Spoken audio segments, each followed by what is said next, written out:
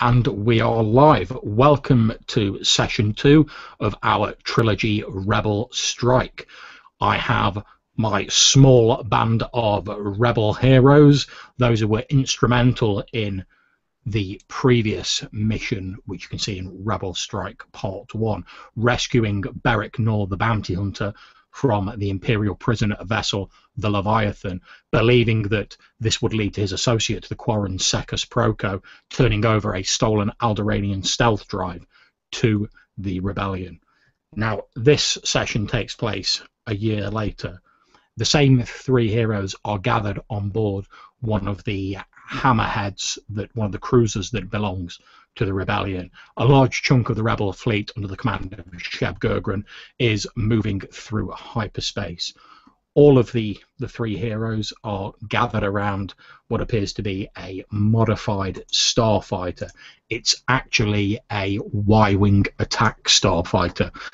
It's modified because it has an extra sort of socket, for want of a better term, built in for an astromech droid. Other than that, is a standard 2-man Y-wing, 1 pilot, 1 gunner, and 1 astromech, which is handy because we have 3 people here.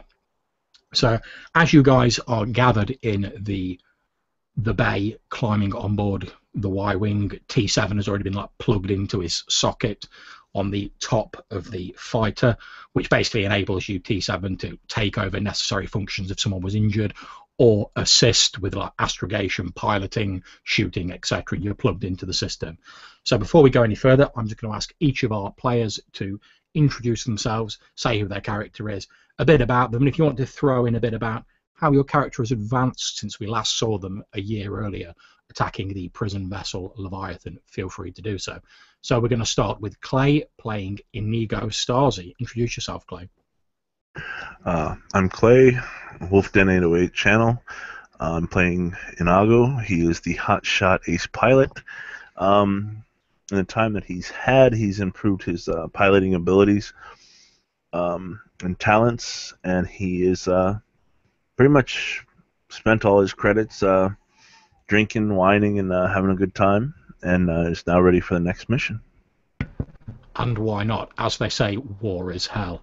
So we move on to our plucky astromech T7. Gabe, if you'll introduce yourself, please. I am Gabe B. I'll be playing T701, and as you see, he's no longer black and white and red all over. He has basically got his original paint job back, and they took him apart, cleaned the insides, and they made him not smarter, but they just gave better what he had, his better vision that he kind of like responds on. They've done some internal work on him, fixed him all up, and since he's hanging out with Inigo and Cade, he's learned to be a little more cunning. Okay, that's great. Thank you very much. And last but by no means least, we come to Cade Sen. Mike, please introduce your character. Thank you. Hi, my name is Mike. I run the channel Mike the Piper on YouTube, where I play a fantastic saga with at least 2 of these gentlemen here. Cade Sen, after rescuing the prisoner on board the vessel, has basically not wanted to let up at all. He helped to go through a few raids on different planets, one being a heavily jungle planet of Thyfera, when a group of Imperials decided to try and attack a certain area belonging to a group known as the Black Claw Saboteurs. Assisting with them, he improved his weapons abilities and other functions, basically hunting the officers in charge of this group and taking them out with absolutely no mercy whatsoever. After that, taking his money, he has decided to improve the one thing he loves more than anything, his heavy blaster rifle, his sniper rifle, which he calls Whisper, and has decided to just carry on there when he got the message to go back to to the Hammerhead. Okay, that's great. Thank you very much. So, as we begin, we see our heroes climbing into the modified Y-wing attack cruiser in the hangar bay of one of the many rebel ships hurtling through hyperspace. And as we do in Star Wars, the scene fades out and cuts back to a day earlier. All of the characters are sat around in the briefing room aboard the flagship of this particular part of the fleet. Facing them is the Mon Calamari captain of this section of the fleet, Sheb Gergran, Commander Sheb Gergran.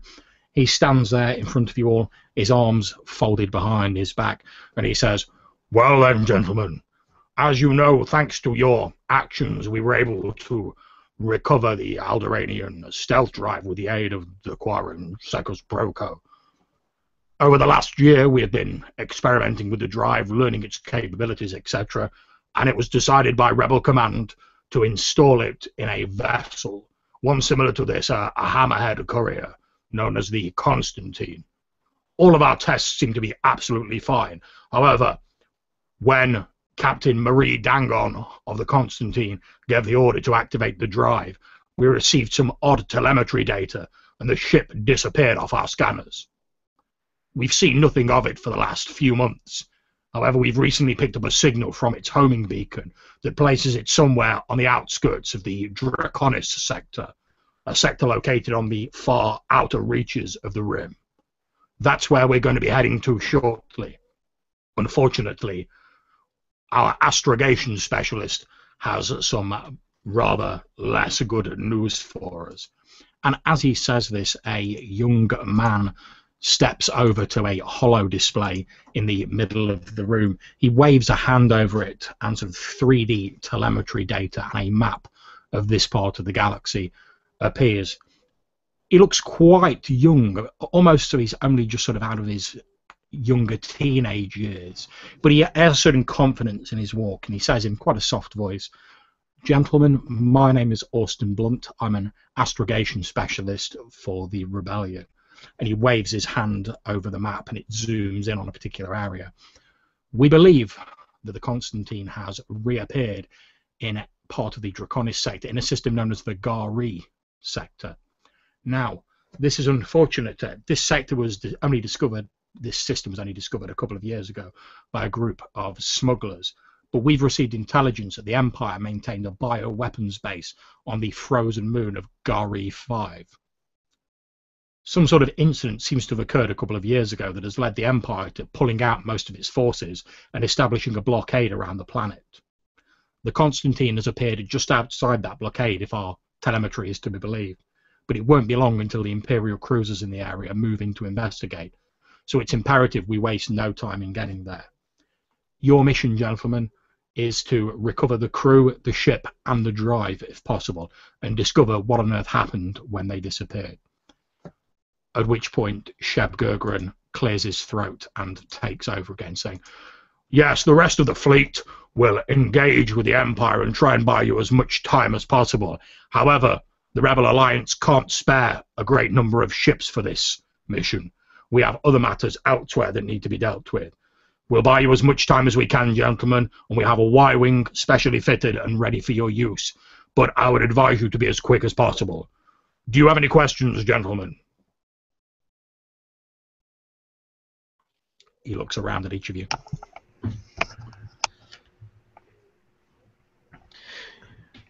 One question, sir. "Yes, Cade." If the crew are dead?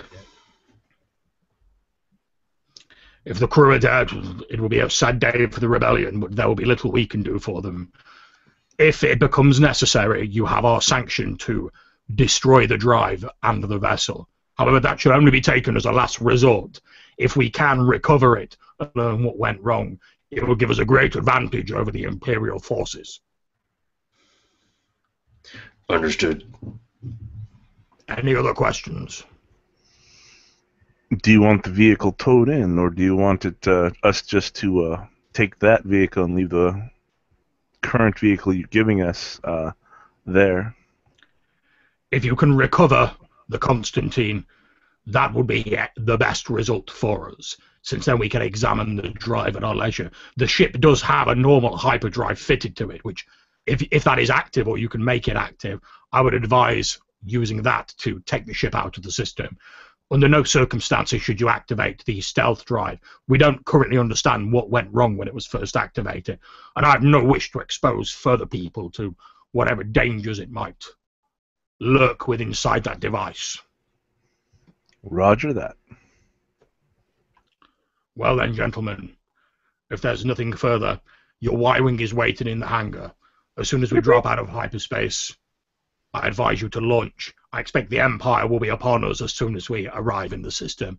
Their long-range scanners will have picked us up by now. May the Force be with you, gentlemen, and with us all. We'll try and keep in touch via comms as much as we can to let you know how we're doing. But I can't overlook the possibility that the Empire may jam our signals. Once you have left this vessel, you may be on your own, gentlemen. But I have faith in you. May the Force be with you all. Beep, beep, beep, hoo-doo. And I'll whirl over to the table that he pulled up, that astrogation chart, and you'll see that I start kind of like, I'll start in the middle, scan, and then it'll gonna go in 4 different dimensions, and then it'll basically recording what was there, because if we aren't going to have communications, we need to have all that information possible. That's not a problem. You effectively like plug yourself into the sort of information display and sort of download a copy of it into your memory banks. That's absolutely fine. You have like a full copy of the map. You can see that the Gari system is a fairly sort of unremarkable system, to be honest, beside the presence of the Imperial blockade around this small sort of frozen moon, Gari 5. But little information about that has been able to escape beyond the fact there was apparently once some sort of Imperial facility there. But since the Imperial blockade went up, not a lot of information has got out about it.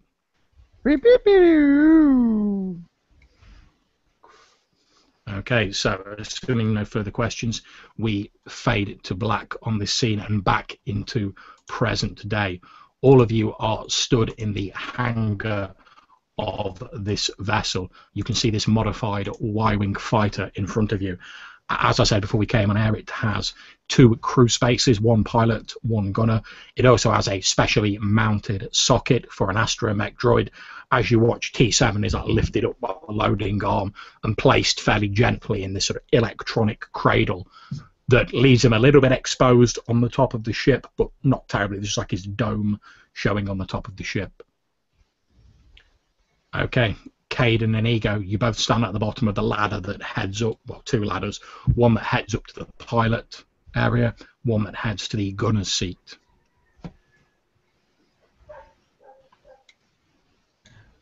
Well, I don't know about you, Inigo, but I know I can't fly better than you. I'll hop into that gunner's seat and shoot everything. Everything. Sounds good to me. Have fun. As he Indeed. climbs aboard. Okay, no problem. Inigo climbs into the pilot's seat and Cade shimmies up his ladder and jumps into the gunner's seat. T7 is already in his cradle on top of the vessel. All of you hear and sort of feel the telltale vibration and dull humming which signals the ship that you're on coming out of hyperspace. You hear the young voice of astrogation specialist Austin Blunt on the comm system. He says, "We'll surely be dropping out of hyperspace. As soon as we do, launch your ship. The coordinates for the vessel, at least as far as we can discern them from our telemetry data, have been uploaded into your navigational computers. We think the Empire will be upon us momentarily. We'll buy as much time as we can for you, but be as quick as you can. Good luck, gentlemen. May the Force be with you."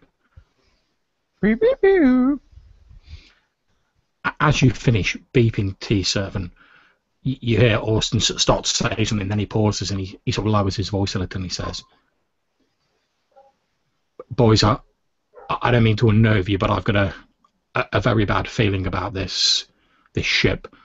And normally my hunches in this regard tend to be right. Be careful out there.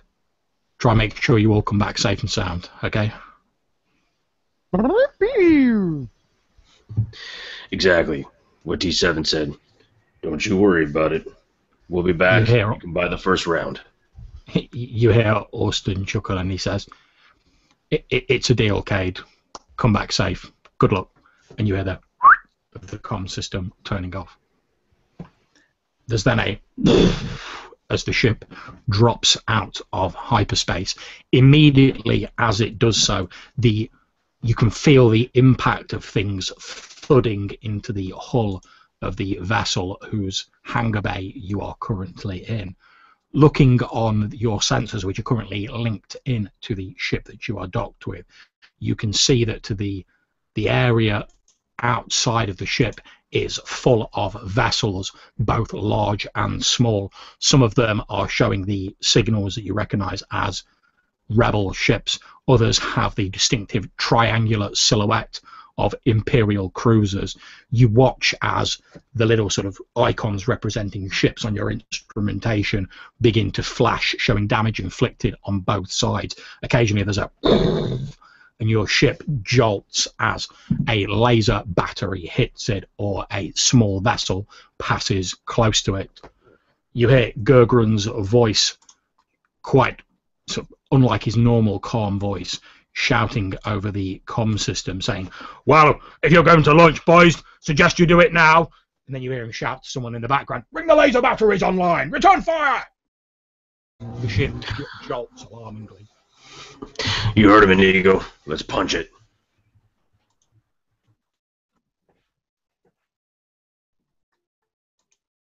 Inigo will slap it down and haul ass. Out as soon as he can. He'll crank it up to max power without breaking the ship. Okay, not a problem. You move out of the ship on maneuvering thrusters, and literally as soon as you leave the vessel, you can see this quite now large, given how near you are to it, this frozen moon hanging below you. You can just about make out through the haze of the atmosphere these huge sort of glacial mountains, the dim light of the weak star in this system reflecting off these sharp-looking peaks. T7, can you please make me a computers roll? Difficulty 3. And I'm also going to ask you all, because I forgot about it, to make your destiny rolls.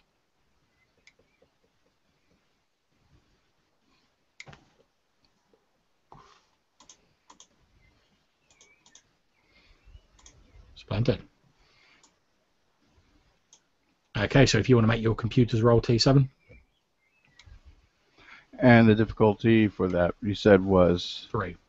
3? Difficult? Okay. And... yeah. Okay. Given your proximity, and obviously you're tied into all the scanners of your ship whilst you're in this cradle, as you move out, like I say, you're effectively only a few hundred sort of kilometers above the sort of outer atmosphere of this frozen moon.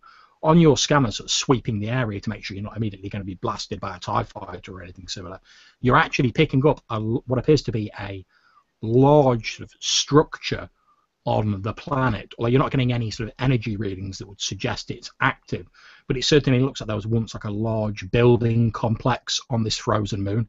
And you're also picking up sporadic sort of readings of like worked metal and like machinery just below the surface of the planet, but your scanners can't penetrate it very far whilst you're outside the atmosphere.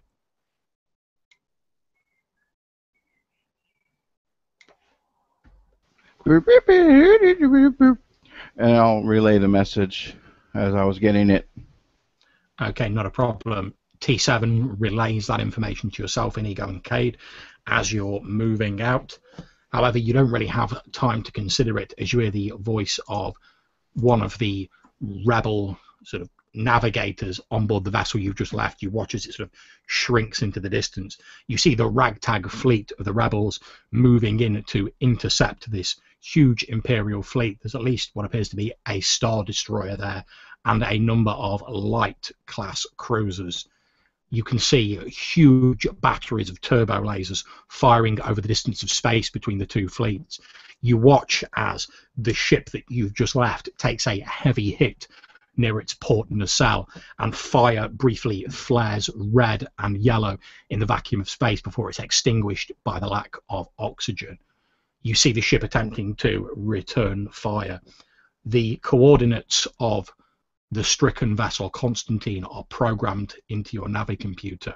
You can see, T7 and the rest of you, by looking at it, that it's actually in a decaying orbit around this frozen moon.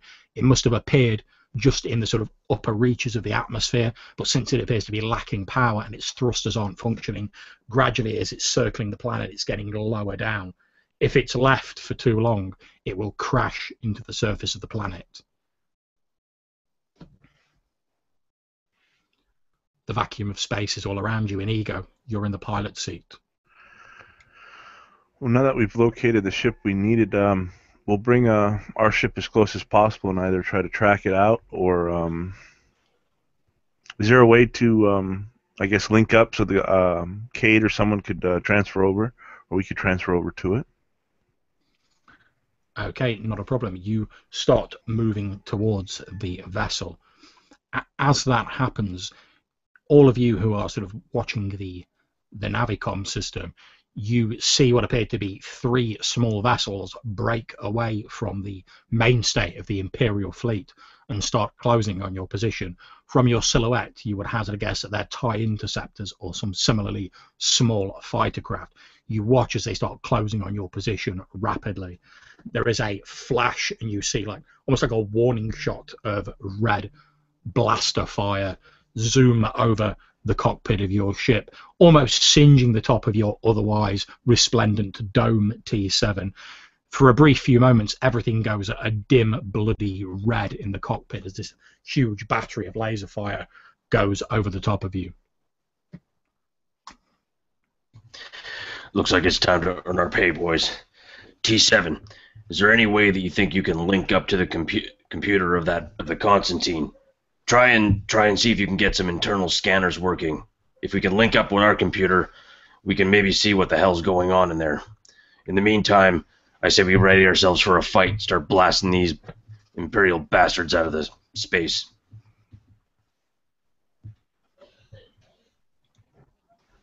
Beep, beep, beep. Don't you see what's happening? There's ships around us. We have to get away from these first. Deflect your shields to the rear. And I'll start just doing that. But as soon as I can, I will connect to the ship. Okay. And speaking of ships closing on your position, we are going to move straight into initiative. However, to keep things simple, I'm going to go for the players going first. So it'll be you guys in whatever order you see fit. And then it will be these 3 TIE fighters closing on your position. So, guys, you're going first. You've seen them coming. You're prepared. It's not a surprise. They've shot the warning shot. What are you going to do? Which of you is going to go first?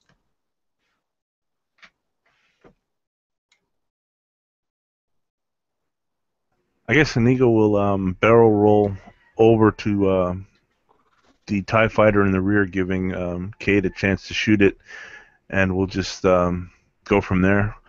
Okay, not a problem. Inigo, make me a piloting space roll, difficulty 2. Okay.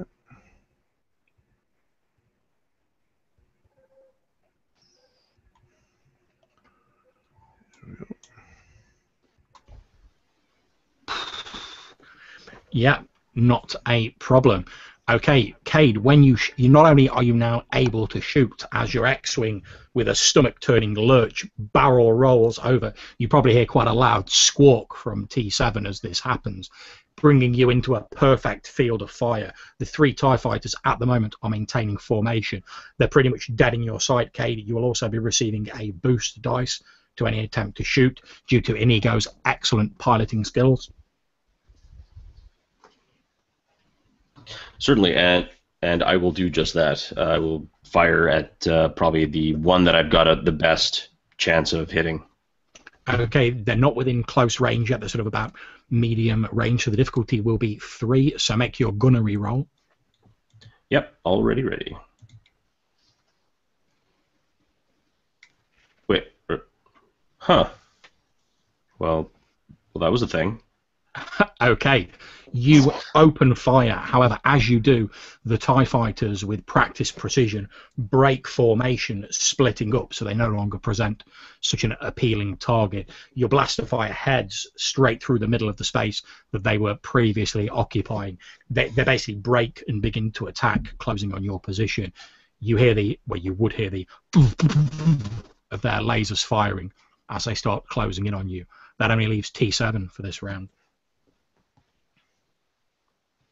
All right, and not sure what the defenses and all this are, but I'm going to go ahead and angle the deflectors to the rear. Okay, not a problem. You now have 2 points of shielding on the rear. Okay. Okay. As you're sort of angling the deflector shield, sort of almost in a little bit of a panic, T7, as you can see these TIE fighters closing in, because you're linked into the sensors after all. So for you, it's almost as though the ship is an extension of your body at the moment, and you're just like floating in space with these TIE fighters closing on you as you angle the shields to the rear. There are 3 TIE fighters closing on you, and they are all going to take a shot at you, unsurprisingly enough. Okay.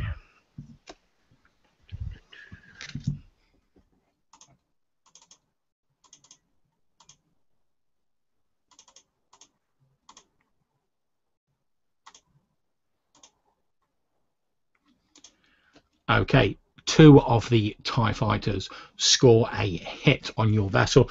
The starfighter you're in rocks from side to side as Inigo jolts the control stick, trying desperately to avoid these barrages from these twin medium laser cannons mounted on the TIE fighters.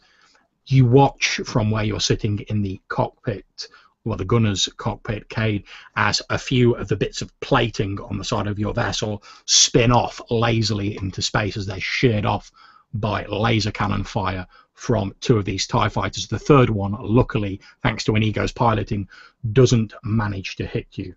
However, your vessel has most definitely been hit. Then we come back to you guys. You're just outside the upper atmosphere of this frozen moon now. You can see sort of visually the Constantine in the distance. You can see the outside of it has started to heat up as it's obviously heading slowly down through the atmosphere, which is going to make docking with it difficult, not impossible, but it's certainly going to be challenging. More challenging whilst you've got 3 TIE fighters on your tail. The battle sort of quite some distance away from you now, but since they're trying to avoid the orbit of the planet and the atmosphere, these huge ships, you can just make out these small, though they look small to you, vessels in the distance, although you know them to actually be massive Imperial and Rebel spaceships. You can see laser batteries flickering between the 2 sides. Small dots, which you think must be TIE fighters and X-Wings, are wheeling about trying to engage each other. What are you guys doing? Inigo will ask Cade and T7, what do you want to do? We can go after the ship, we can try to evade and come back for the ship, or we can fight. But we're going to lose the ship. I say we hurry. Forget the TIE fighters. Let's just try and dock with the Constantine. We waste too much time, and that ship's going to be into the planet before we know it. Beep, beep, beep, beep. I want to live. Inago will then shift the excuse me, the craft around, and he will gun it towards our prize. I will try to escape my opponent. Okay. If you want to sort of gun it and try docking at sort of reasonably high speeds, it will be more difficult. However, it does mean that there'll be less time for these TIE fighters to sort of bombard you with their laser cannons. It's entirely up to you, Inago. Okay, I'll use my shortcut, which will add a advantage to the escape, and then I will also spend 2 strain for showboating to give myself a triumph for driving the vehicle over there. Splendid, not a problem. Don't forget to add those to your roll. So make a piloting roll. The piloting space, obviously the difficulty is 4 because you're doing it at high speed. Hope we don't die.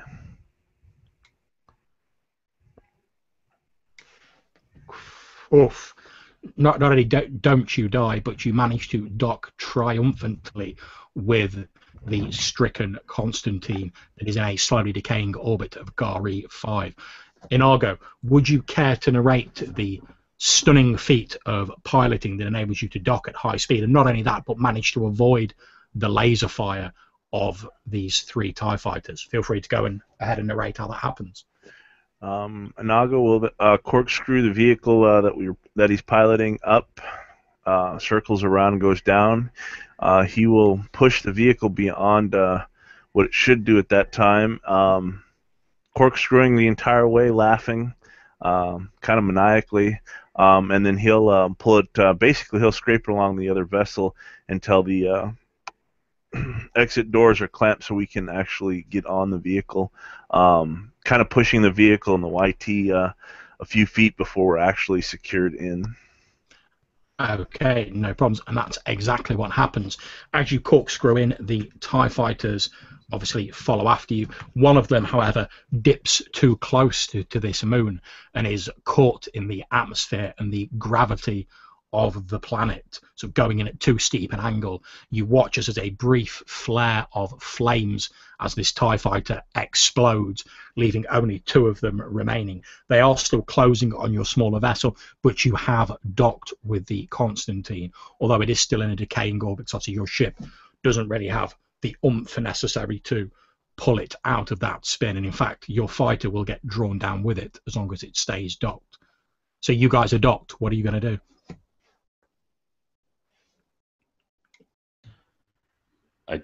I would say I probably just turn back to Inigo. All right, we're in. Let's get out. Get the ship powered up. Get it moving.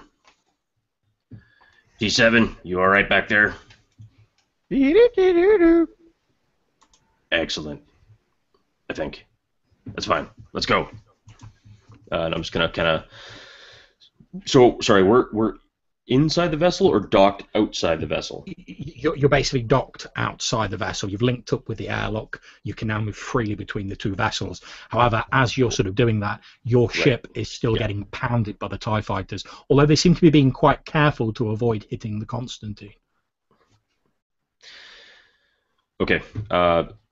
Then I'll say to move in, and if we, look, if we lose the Y-wing, well, there's not much else we can do about it.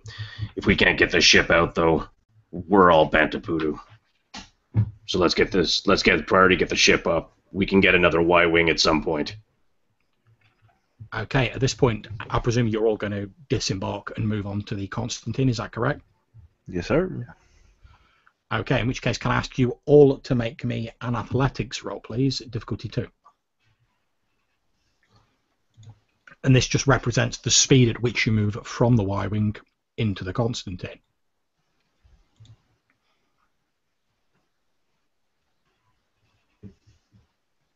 Okay, so we've got Mike's.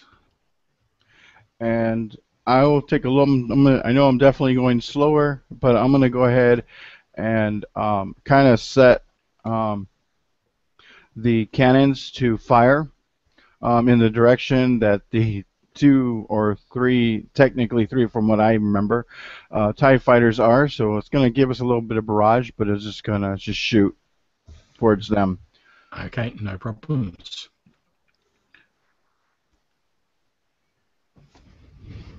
Okay, so what happens is this. T7 delays slightly as Inargo and Cade, you both move through the airlock and quickly into the sort of corridor linking the 2 ships together. You watch as T7, having set the guns to auto-fire effectively, sort of automatic firing, you can see the guns juddering as they fire and the ship creaks ominously. The docking corridor sort of twisting and moving, making it quite hard to keep your feet. Both ships juddering as one is firing, and it's also receiving fire from the TIE fighters. You see T7 trundling towards the airlock door linking the two ships together. However, just as he's like a few paces away from the door, the airlock door, which Inago and Cade are stood on the other side, you're in the Constantine. T7 is still in the corridor between the two ships. As he's just reaching the airlock door, almost within arm's reach of you guys, there is a as the Y-wing takes a brutal barrage of blows from the TIE fighters and is actually torn away from the docking corridor. You see the black void of space beyond the docking corridor, and the atmosphere of the Constantine begins to be vented out into space. Both Cade and Inago, and obviously T7, you feel this pull as almost as though something's trying to suck you out of this now open docking corridor into the black abyss of space beyond. You can just make out the fighting in the distance, although it's obscured by the haze of the atmosphere of this Arctic moon. You have very little time to decide what you want to do. What do you do, guys? Well, guess I'll hold on. I'll just grab something and I'll shout to T7, "Get that door open!" And Algo will do the same. He'll try to cling on until the door is open. Okay, not a problem. Can you both make me a brawn roll, difficulty 3? I'm not asking for one from T7 because he's got magnetized feet and the corridor floor is made of metal, so that's grand. Would that also be considered an athletics roll, or no? Yeah, that's fine. If you wish to use athletics instead of just your basic brawn, you may do so.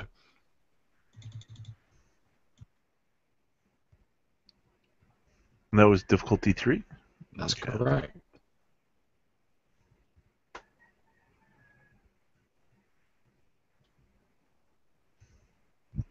Okay, not a problem. You guys are sort of clinging to the edge of this doorway. You've got yourself on board of the Constantine. All that needs to happen now is for this airlock door to be shut, and you will be safe on board the Constantine. Although safe is a somewhat relative term, given that you're slowly plunging towards the planet and now have no Y-wing. But however, you won't be in any immediate danger of being sucked into space, as long as someone can get this door shut. I know. Who is that someone? And I'll kind of like go to each one of them, and I'll open up my chest cavity. You'll see the electric arc happen, but it kind of shuts down. So basically, it's kind of use it to, you can probably clamp on one side in case they need it. They can transfer their weight to me. And Okay, then not a problem. So then I would make my way to the door once. okay, not a problem. You can see that the mechanism, strangely enough, the mechanism on the door appears to be slightly damaged, as though it's been sort of like hit repeatedly with some sort of object. You can't tell exactly what.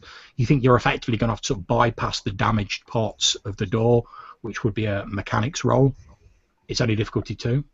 All right, so one of my little arms that it kind of comes out, and it has a little saw, and it'll actually start cutting around the mechanism itself. And then once it does, it'll pop out, and then I will kind of, I don't know, maybe another arm will come out, and I kind of do a couple snips of wirings, and then start fusing with electrical arc to them. So you want mechanics. Yeah, difficulty 2.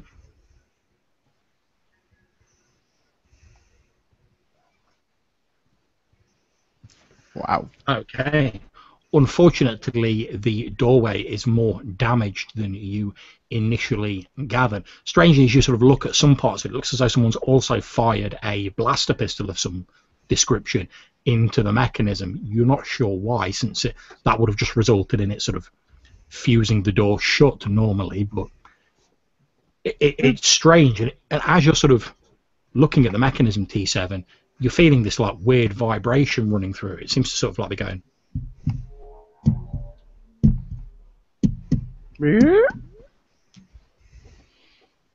And I'll let them know that the heart's alive.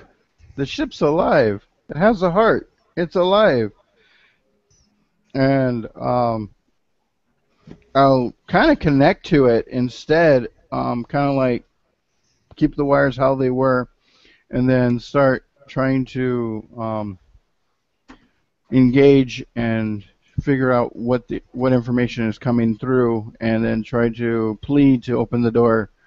There's organics out here needing to live. Okay, not a problem.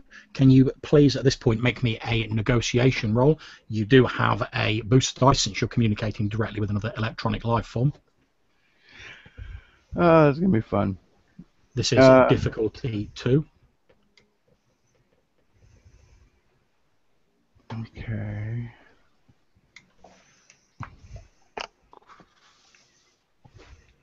Okay.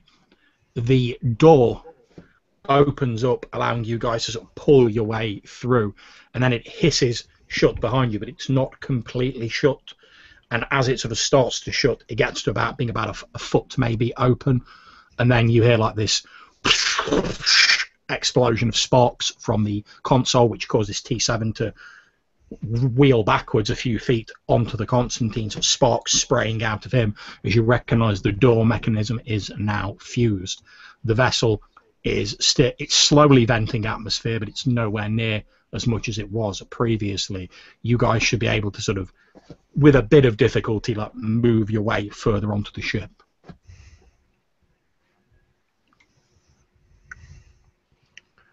Inago will start making his way to the cockpit, seeing if he can take control of the ship. Okay, not a problem. And I will put you a small map of this vessel up so you can see what's going on with it. There we go. I hope you can all see that.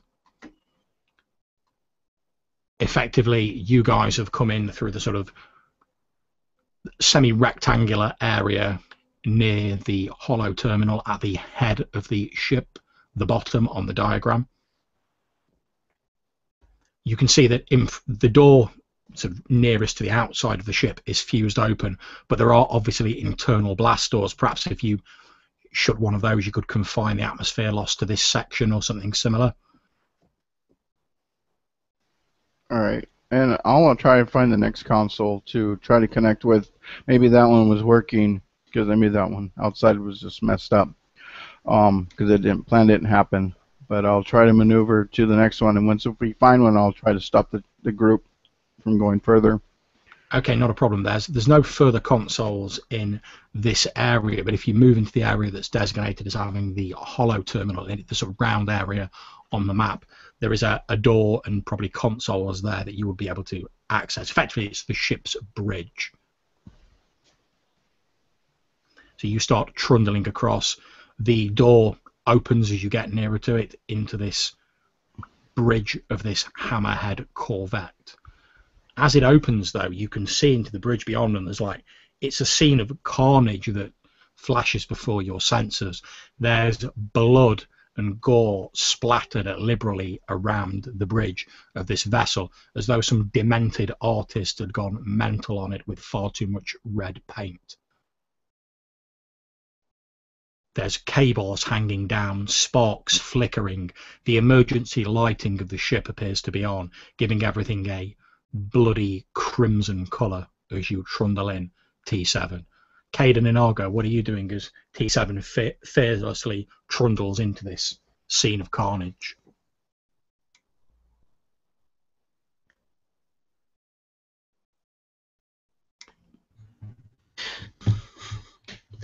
I would be pulling myself like hand over hand, just trying to get toward a blast door as much as possible, or as quickly as I can.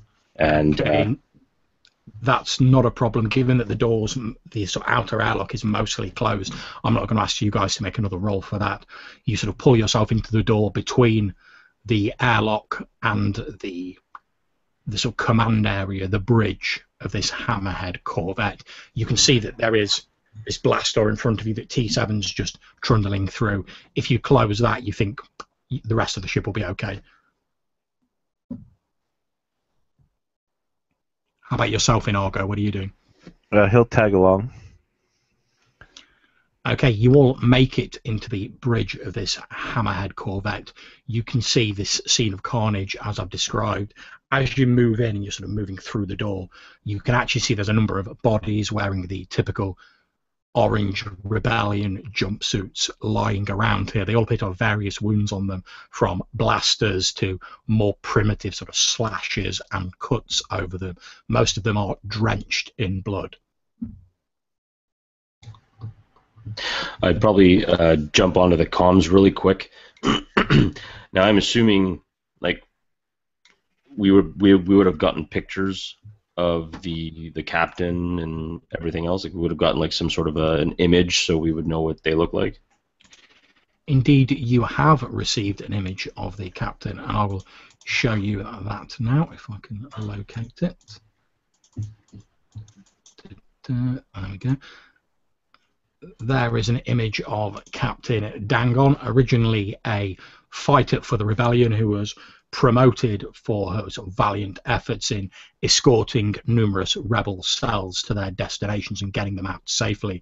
You know from her record, given the files that you were shown during the mission briefing, that this was her sort of like her first big command, effectively, and she sort of beat off a number of competitors to get this sort of prestigious assignment, which is quite a plum assignment for, well, it seemed like quite a plum assignment for one of her young age.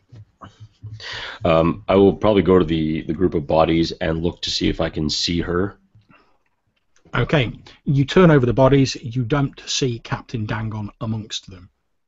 Okay. In this room that you are currently in, there is effectively an instrumentation bank against the front of the vessel. There is also a secondary command console, the door that you have just come through, which leads to the docking area, and a door which leads to the rest of the ship. There is also what appears to be a large hollow terminal receiver and transmitter set into the floor. It's a large blue flickering disc about the size of it's about 3 foot in diameter. However, you can see that it appears to be sort of flickering on and off as though like the power supply to it has been interrupted. The atmosphere is still hissing out of the open door to the airlock area. Probably just like say pretty loud, like, T7, get on closing that thing. I'm gonna try and see if I can contact Commander Gergran. He's got to know that the crew are dead. Inigo, I don't know. Do you think you can get something going with this hollow terminal? Well, I could do that, or we could try to stop descending into the planet. Well, there's not going to be much going on if this ship doesn't have much power. That is true. I'll see what I can do. Indeed. Cade raises a very good point. Obviously, the engineering and propulsion are at the rear of the vessel, at the top of the diagram on the screen. And as he says, without power to the thrusters, there's no realistic way you're going to stop the descent of the Constantine. And then I'm looking at everything, and my head's just spinning. And then he says, "You got to close the doors. You got to do this." So I do a quick assessment, and one, get the doors shut. So and what I'll do is I'll kind of go in because they're talking about power, and I'll use my own power to power the doors instead of using the ship's.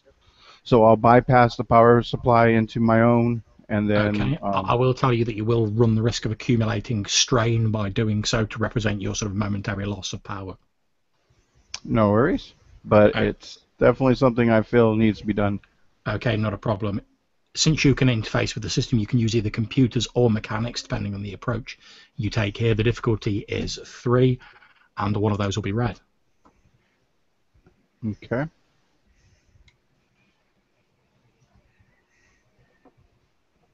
And, let's see here. What I also want to do is be ready for natural programmer. So,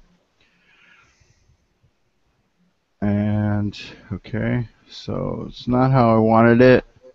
I definitely need to make sure. 1, 2, on. Making sure I'm not forgetting anything else to go with it. Mm-hmm.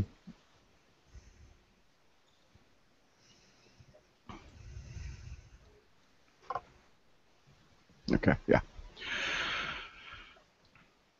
Okay. Oof, not a problem. Feel free to narrate how you spectacularly managed to power the ship, and not only do you do so, but you only take a single strain on the power drain from your system. So feel free to narrate how that occurs, and also, if you, given the number of successes and the triumph you've got, if you wish to gain some sort of ancillary knowledge, extra knowledge about the ship, feel free to say, sort of suggest what that might be. All right. So going in, kind of opening up the cover. I plug in on the inside of it instead on the outside, so I have a deeper impact. And then one of my little arms kind of grabs and pulls out their main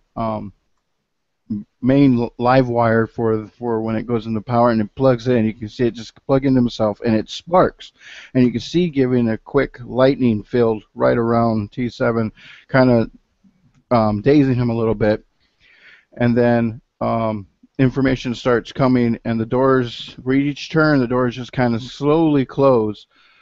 But I'm also gaining the information regarding the power itself, and it does a shutdown. Okay. As you do so, the doors do hiss close, and the atmosphere ceases to be ventilated from the ship, although the airlock area is pretty much no-go, but the rest of the ship is now sealed as the door hisses shut between the airlock area and the bridge. As you're sort of examining the power supply running through the ship, you can see effectively, T7, that it's running on some emergency backup power only. The ship's drive system, the power plant, appears to not be functioning, although without actually looking at it, you can't tell whether the problem is software or hardware based. Okay. And where would I know this drive is at? This The drive is located in the engineering section at the back of the ship. Okay. The top of the diagram. And when I do that, I just take off without a word. I mean, it's just like full speed, just like boop, boop, boop, and then unplug, and then just jet. Okay, Cade and Inargo. T7 plugs himself in, quickly shuts this door, then without a word or a beep, turns round and begins heading deeper into the ship.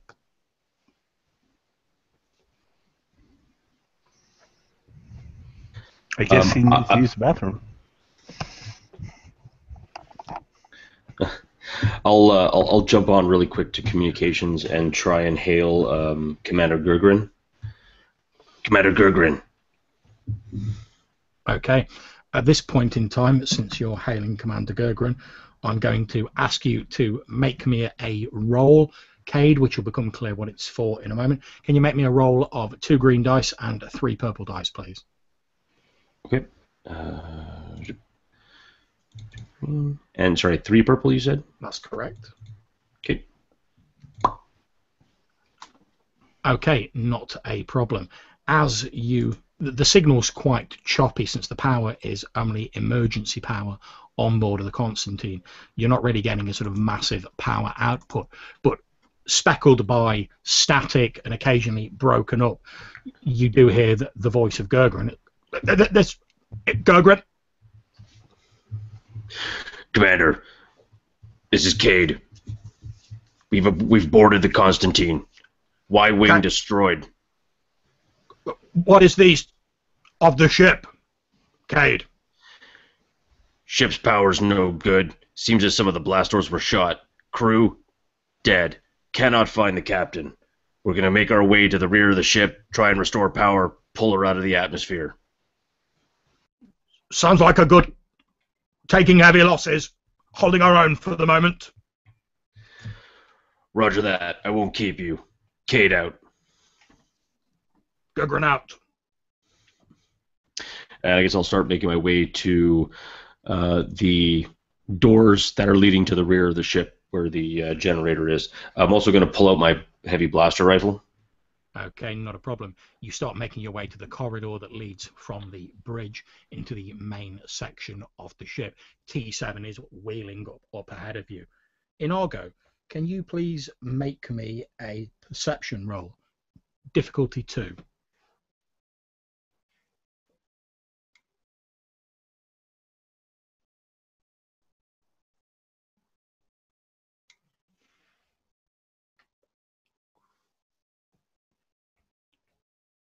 Inargo? Splendid. Okay. You're sort of looking in the direction of the door that T7 has closed while all this is going on. And you spot, although it's difficult to make out given the sort of dim illumination of the emergency lighting, and your companions don't seem to have noticed it, but there appears to be something written or scrawled on the sort of inside of this now closed door to the airlock area. He'll click on his wrist light, and he'll approach it to where he can read it. Okay, not a problem. You move closer, flicking on your wrist light, and it looks as though someone's daubed a single word in what looks like it might be blood, although it's difficult to tell as until you get really close to it. But it appears they've written 5 letters on the inside of the door. The letters N, A, T, U, and I are scrawled very hastily in what, as you get closer, reveals itself to be blood on the inside of the door.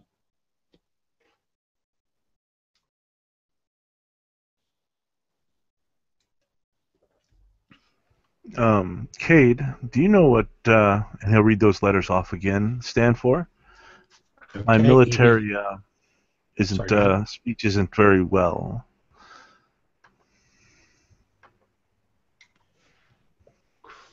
Okay, Cade, Inargo shouts across you and says, do you know what the letters N-A-T-U-I mean? N-A-T-U-I. Natui?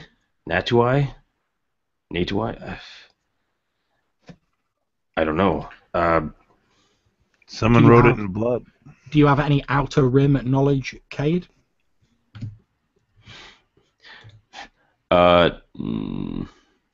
No. It would have to be... Well, I mean, it would just be my ability. That's fine. You can still make the roll. The difficulty is 4. Oh, this will be fun.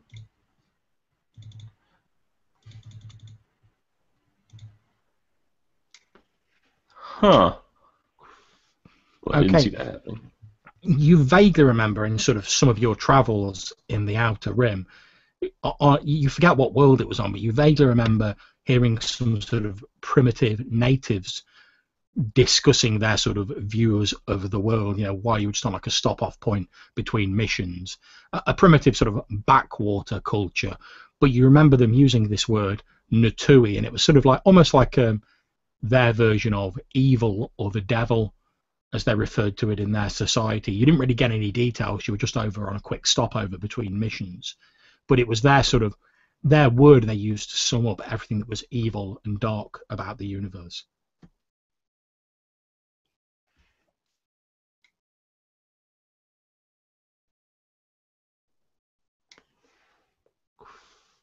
You appear to be on mute, Cade. That's one. You remember that time we went to that canteen in between, what was that one? We were supposed to go to Tatooine. Anyway, we ended up in that canteen with the 2 Grand were fighting, and everyone was placing bets. It was a joke. Anyway, we heard those people talking about Natui. It's like some sort of a demon, devil thing, hell. I don't know. It's stuff and nonsense. Oh, I thought that was the name of the Twi'lek girl we were hitting on. I get it. No, that was Melina. Anyway, that's besides the point. Look, whatever they scrawled in, they must have been half crazed. I mean, I don't know what the hell happened on this ship, but let's just get it up and going and moving. Come on, we got We might even have some Imperial agents on board. I have no idea. This could just be scare tactics or something. Or maybe the crew went, sideways. After you. Okay. Whilst that's going on, T7, you have made your way into the central area of the ship, the sort of large rectangle in the middle of the diagram. You can see as you move in to your left, there is what appears to be a small chamber leading to an escape pod. You recognise the standard manufacture. There is also an exit ramp here, which you would assume to be lowered when the ship is docked. You can see there are two corridors, one to the left and the right, which presumably one would lead to communications, one to an engineering station, and there is also a door directly ahead at the back of the ship that you would assume might lead to astrogation and the ship's propulsion area.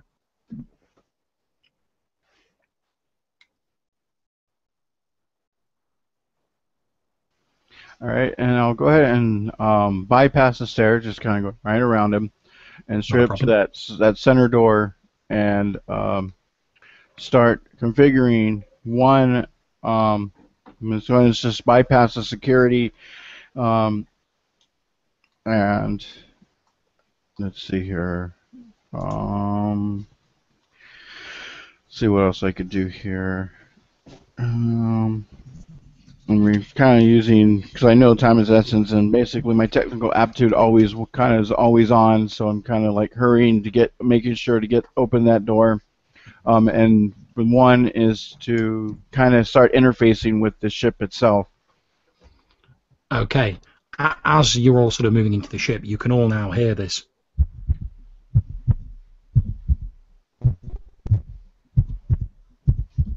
It appears to be getting louder the more you're moving towards the rear of the vessel. And you move over to the door to the central chamber at the rear of the ship, T7. Can you please make me a mechanics or computer roll to open the door? The difficulty is 3. Well, since I'm using bypassing security, it's going to be more computer. And use 3. And what I first want to do before I actually do that, I want to use my my vision cycling implant, and so I'll let my glow rod kind of light up the area from my main optical sensor, and I want to go ahead and do a perception check to see if I find anything out of the ordinary. Because I remember, I mean, most of these ships should be the same. And I wasn't sure if I was here helping them work on it at one point or another, but I want to see what minor detail may have been changed. Okay, not a problem, and I'm quite happy to say that your character T7 was involved in sort of fitting out the ship before it went out on its ill-fated mission. So that will be a perception roll. I'll give you a boost dice since you've been on here before. The difficulty will be 2. Okay. Okay, good. I got what I needed. Okay, so perception check. An advantage reveals fine details. Since I didn't get a triumph, that doesn't work. So fine details are starting to come in line with what this room and this area looks like right now. Okay, not a problem. As you've been moved in, there are more sort of bodies of the crew littered around here that you've been forced to sort of wheel your way around. And as you're scanning the room, you don't notice anything odd about the layout of the room, but as you sort of look around and your optic sensor plays across these bodies, you can see that a number of them are holding blaster pistols or very sort of like crude sort of combat instruments, like pipes, bits of sort of metal panel that appear to have been torn off walls. Most of the bodies in here are holding weapons. And as you sort of regard several of the wounds inflicted on the dead, it's almost as though the people in this room just sort of tore into each other and tore each other apart. Now, are these old sentient beings, are they ours, or are these mixed in with people who are not uniformed? They all appear to be wearing rebel uniforms. You would guess that they're the crew of the ship. Okay. And I'll quickly go to the panel that was taken out. You're a weirdo dog. um, and kind of start. I want to bend it down. I don't know if you guys can see him or not, but he's crawled up on my lap. I want to go ahead and take it out, or kind of look at it. It's already out, and then kind of start putting back wires that needs to be put back if anything was already mangled or taken out. I will use my thermal cutter as well and my whatchamacallit, the welding torch and part of my weaponry to kind of fuse back any wires need to go back together. Okay, and what are you aiming to accomplish with this? Basically put everything back, because I'm sure if it was taken out, they probably clawed at it or whatever, pulled out wires, and I want to make sure the wires are back into place before I open up the doors and cause nothing to happen or something worse to happen. Make me a mechanics roll, difficulty 3. Okay, and I'm going to go ahead and upgrade one of those. Mm-hmm.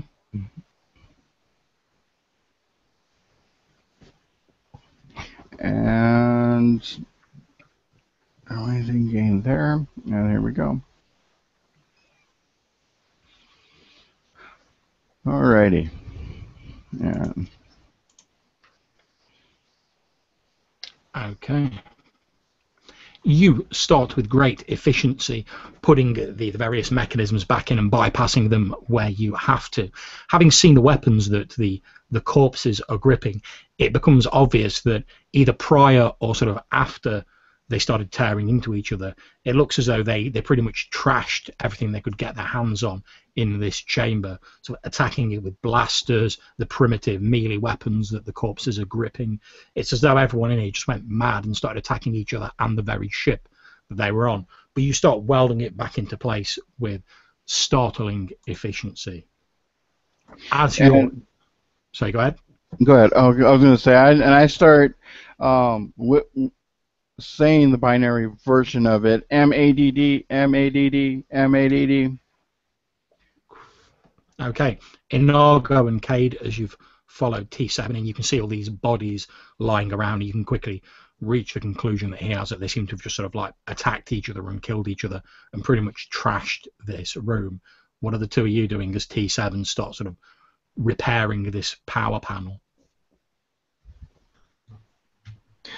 I have my heavy blaster rifle up. I'm scanning the area, nooks, crannies for anyone hidden, and just if I see anyone, I'll point at them and I'll aim at them, but I won't fire at them. But I'm just scanning while he's I'm basically just covering T7 while he's doing it. Okay, so whilst Cade's scanning around the room with his rifle, what is Inago doing?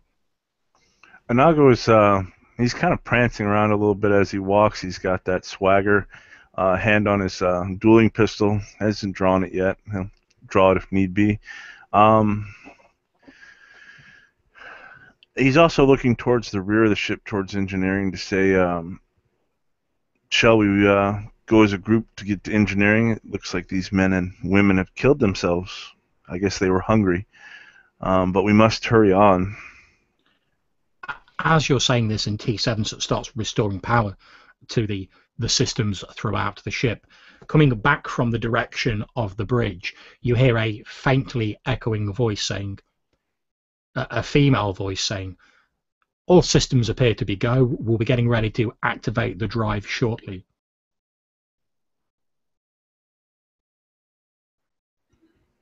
That's when Inago snaps his fingers. Oh, I forgot the holo screen. Shall we go watch whatever was recorded?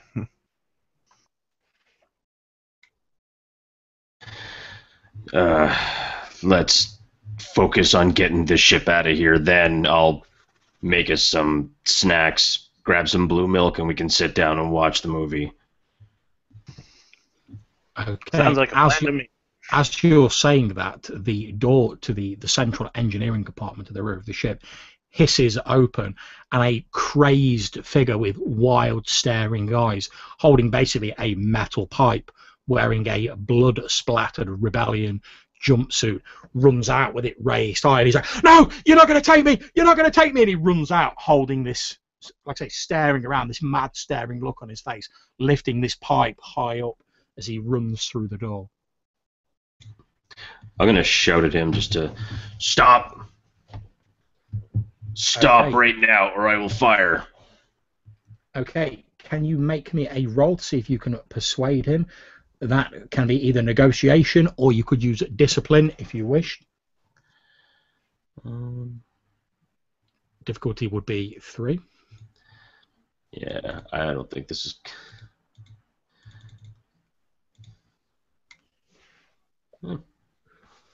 All right, I'll take that. Okay. He takes a couple of steps forward, raising this pipe up quite threateningly, and then he seems to stop a bit. His eyes coming a little bit back into focus, and he just shouts at you again in this same panicked voice. We've got to get out of here! We've got to get out of here!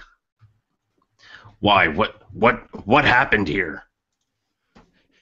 He looks around and he says, "Everyone started killing each other. Myself and the captain, we managed to, it happened as soon as the stealth drive went activated. I don't know where we were. Myself and the captain, we managed to turn it off, and then, oh my God, she was torn apart in front of me." By what? The crew! What date is it? How the hell should I... what is it, 2 ABY? It's 3 ABY. 3 ABY, excuse me. It's 3 ABY. Why? You give him the exact date and he's like, oh my God, 6 months. We were gone for 6 months. Now, as far as you guys remember, the ship disappeared 2 months ago. I think you got your time mixed up, son. Look, all we need to do is to get the ship moving again. How many of the crazy crew are left alive? I don't know. When the captain was torn apart, I hid. I heard noises, though, from outside the compartment. Horrible noises. I didn't dare go outside. I locked the door and hid. Okay. T7, do you think you could get the engines to work from this location? As soon as I can. Okay. Can you also lock down all the other doors except for this room? Beep, beep, beep, beep, beep, beep. No problem. All right, if we lock down the rooms, or if we lock down this one room, control everything from this central hub, T7 bees his usual awesome self, we can get this ship out of here, and then try, and I mean try, to link up with one rebel ship so we can get out of here, and we can get this guy to some medical attention. Listen, are you hurt? Are you physically injured? Okay, just a few cuts and bruises. Nothing major, not like the captain. As he's saying this, from the direction of the bridge, you all hear this horrible sort of high pitch.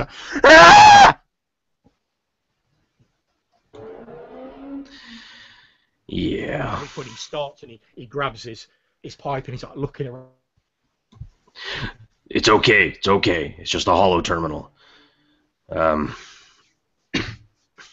Let's work on locking these doors down pretty quickly there, T7. What do you say, huh?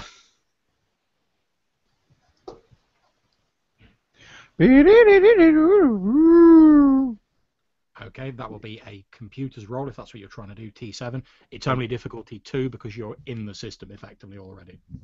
All right. And there's a couple other things I do want to do at the same time, so let's hope I can get a triumph out of this. Because it'll make it easier. So we got 1, 2, 3. You said 2.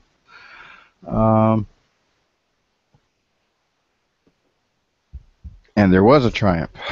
Okay. All right.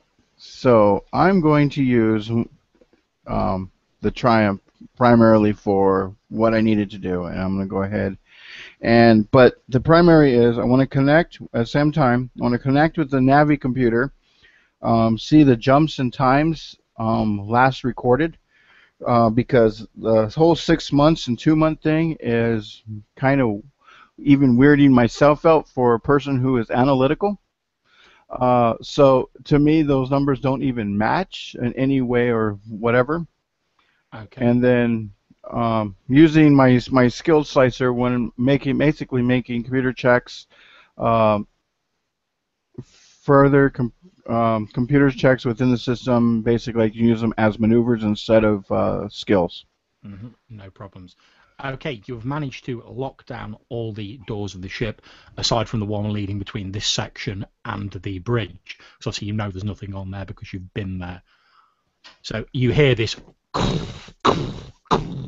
as the other doors begin to lock down one by one. And as you analyse the sort of time track system on board the ship, you can see, T7, that there is a 6-month discrepancy between your internal time track system, which is synced up with sort of galactic time, and the time that the ship has registered. It's almost as though somehow it's experienced an extra passage of time. Somehow it doesn't tally with what your own time track system says. And also, as you look at the sequence of jumps, you can see the moment that this stealth drive was activated, and then impossibly the coordinates that you're receiving from the ship appear to place it somewhere outside the known universe. And then when the drive was deactivated, it reappeared in the sort of high orbit of this Gari 5 on the outer rim.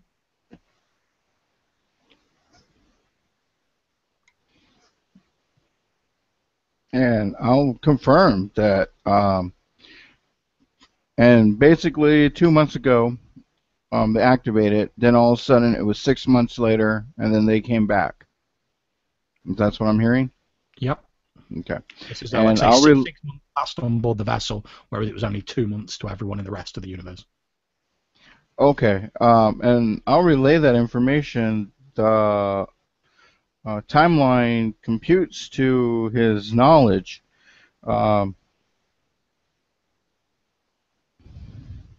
It shows basically 2 months ago was activated. All of a sudden, 6 months' time has passed, and now they're here in Gory 5. So I'll relay that to the message. There's other two. Okay, Inargo and Cade, you hear T7 relay this, that somehow the people on board the ship experienced the passage of 6 months and were somehow outside the known universe, but it was only 2 months to everyone else.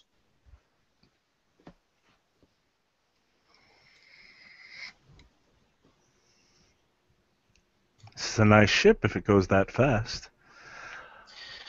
Something ain't adding up. This is just, all this stuff is a little bit too technical for me. But I say we not touch anything, don't screw with anything until we get it back to rebel hands. All right, T7, let's get these engines going. As you're saying on one of the locked doors at the rear of the vessel, you hear a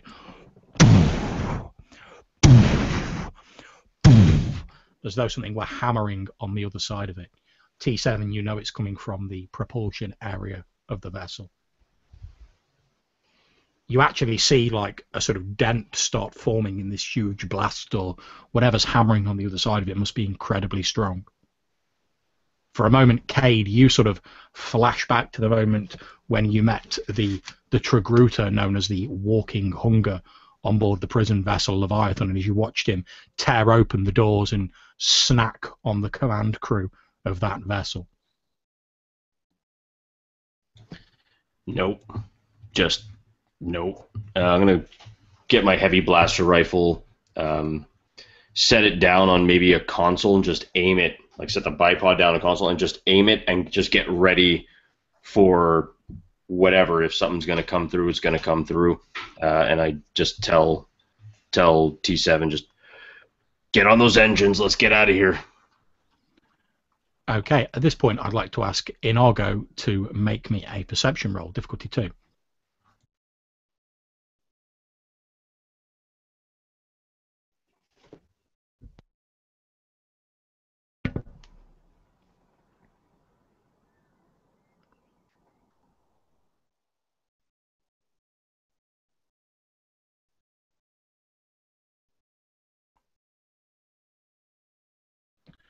Okay, not a problem. In I go as Cade is keeping his eye on the door and T7 is busying himself at the console performing his various tasks.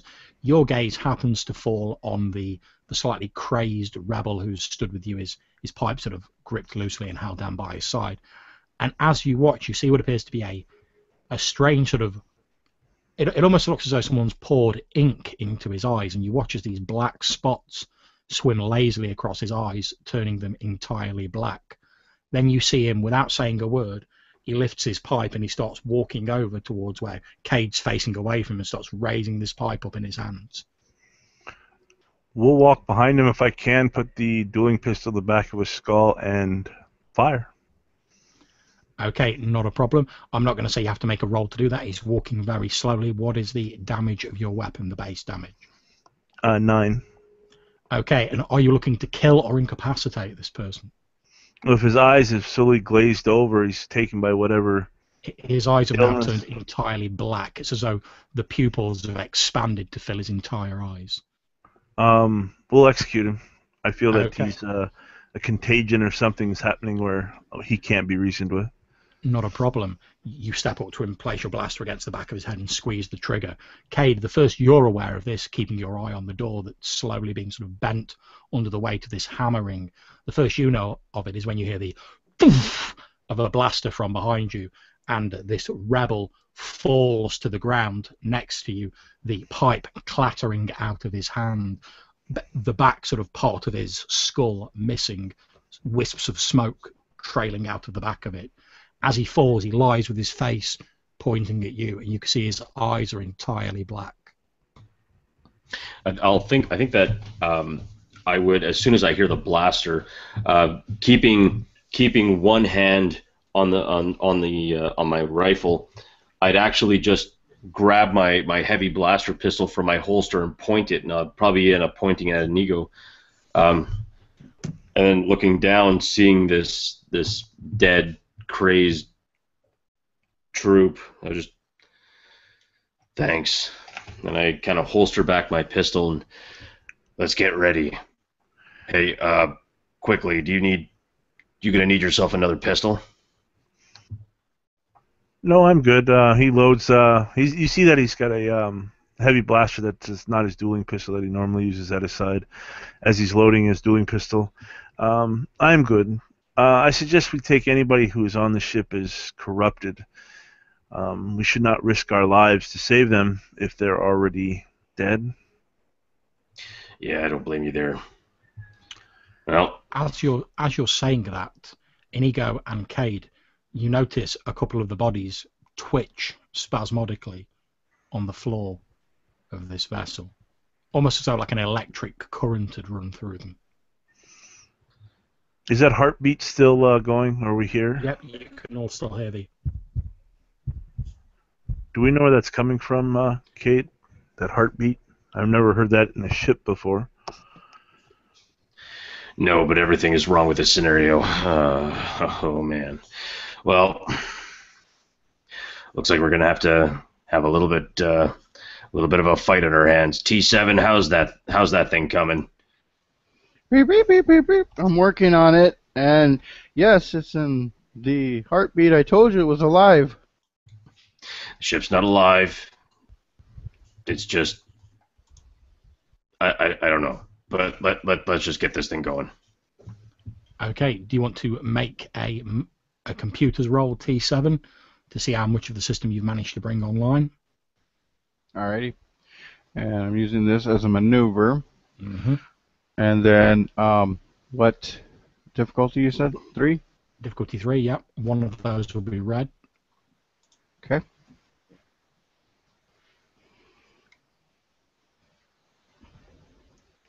Alright, so it's a success, and I'm working on it. And, let's see, for another maneuver, I want to go ahead and I'm going to go ahead and take my strain, but I'm going to double work on getting things up, so it's going to even be faster. Working as fast as I possibly can. Okay, not a problem. You think that you could quite easily, now you're in the system, bring the engines, the propulsion online. However, you can see at the moment that the stealth drive is sort of hardwired in to the rest of the drive. If you wanted to activate the hyperdrive and the propulsion without also turning the stealth drive on, you would have to like manually disconnect it. And I'll relay that for one of the other two mighty gentlemen with 4 appendages to if they can disconnect it, but be very careful. It has to be disconnected completely. Take it offline. Do not just turn it off. Completely take anything out of it. And I'll kind of give them a quick description of just like, the 3 main things to pull out. Okay, not a problem. T7 sort of tells you how to manually disconnect it, and with one of his sort of emerging manipulators, he points at the door from which the thumping is coming from the other side, indicating the propulsion area. And he tells you that the drives have to be manually disconnected. You can still hear this boom, boom, and the door is sort of holding up, but it's slowly being sort of dented and beaten out of shape as whatever or whoever is on the other side continues to pound at it. Well, Inigo, looks like we've got some stuff to do. Guess the only easy day was yesterday. Well, we've got 1 or 2 options here, boys. Do we even bother trying to save this if it turns the crew into this? Or do we just blow up the ship, jump in the escape pod, and get out?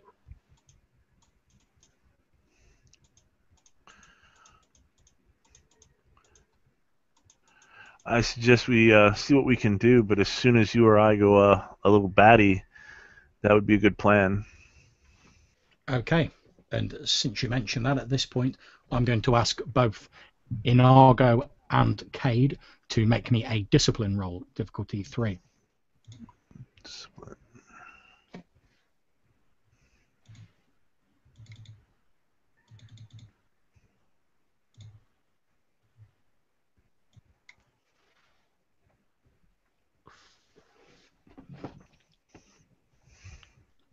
Okay, Cade, as you're discussing this, sort of as though someone was standing just behind you and placing their lips gently against your ear, you hear this whispered voice go, "No one is coming to save you. There's no one and nothing."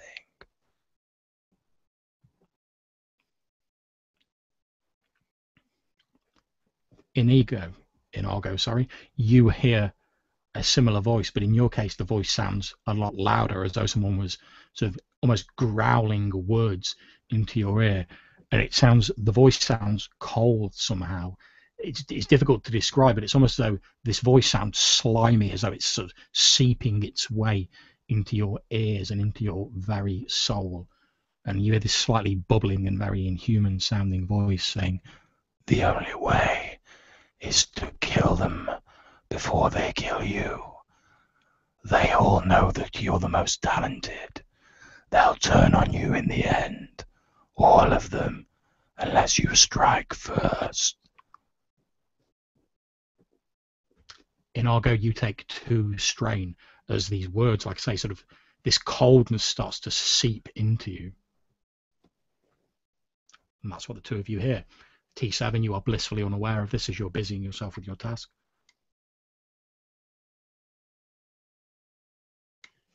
You'll see how Nago smile to himself, and then he kind of shivers when he hears glory and I'm special. Then he'll shiver once he hears all the other stuff. That plan of blowing stuff up might be the best, but let's see what we can do to salvage this ship and save the mission.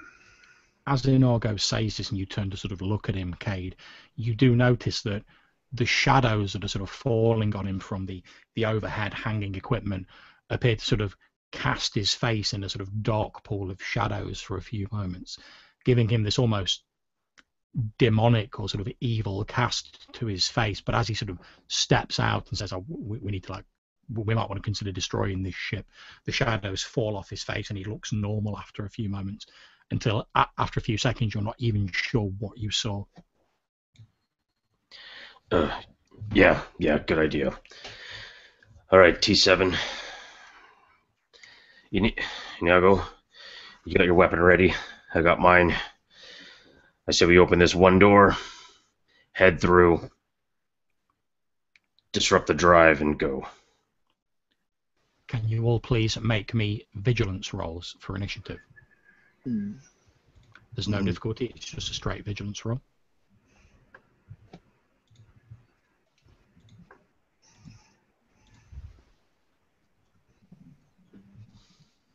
Darn.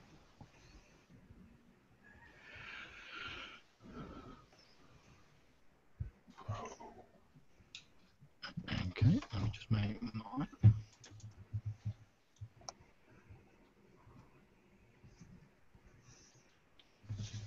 Okay, so Inago, you are going first in this initiative round. As you watch, you actually notice that the twitching in the bodies that are lying on the floor has intensified and has run through several of the other bodies, and you watch as they slowly, it's almost as though a piece of metal is being drawn towards a magnet as these bodies slowly start to slide across the ground with a sort of creaking sound as they rattle across the metal floor of this chamber towards each other.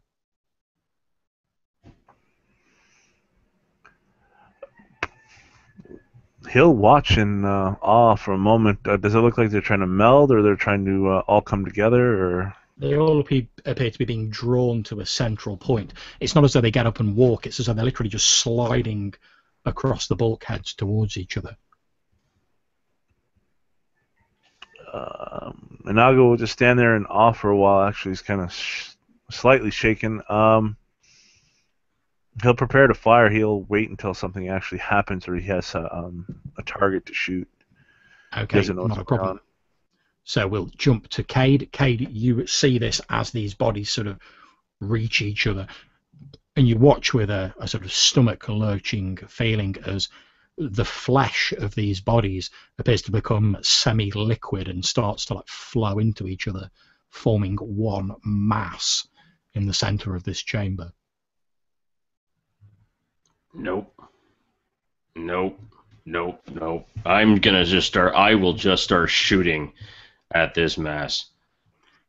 Okay, not a problem. You start firing into this mass. You watch as you continue firing into it as these bodies with sort of limbs jutting at odd angles appear to merge together, and then this huge column of melded bodies rises up into something vaguely resembling a humanoid figure in the center of the room, and it lets out this bestial noise, dissonant voices coming from several mouths across its hideously twisted body as it rises up, and it is going to take a swipe at yourself, Cade.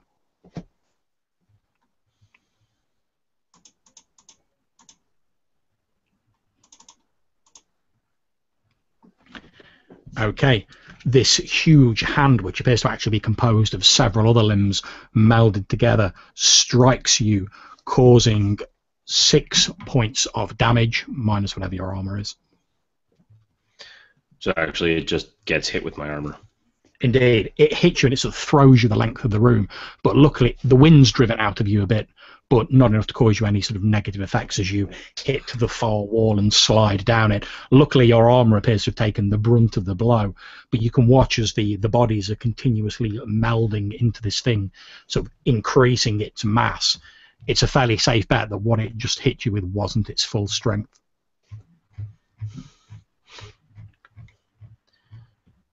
Bastard.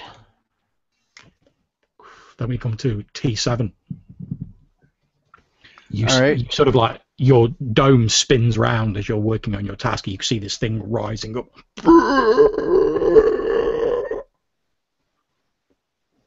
Something organic mashed together, no idea.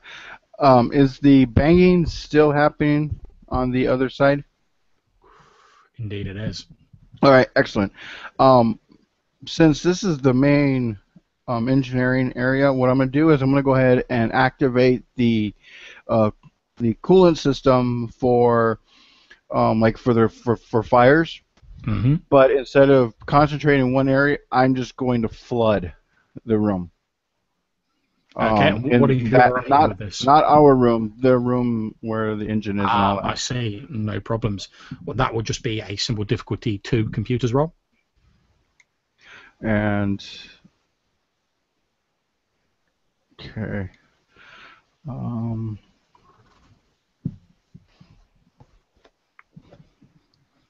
Okay, not a problem. On the other side of the door, you hear this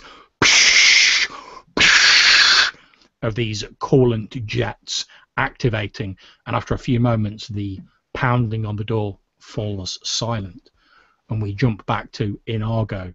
Inargo, this huge conglomerated entity, is slowly, as it sort of grows in mass, absorbing bodies as it moves over them in a weird sort of flowing motion, is advancing towards yourself, Cade having been thrown back past you to the far end of this room.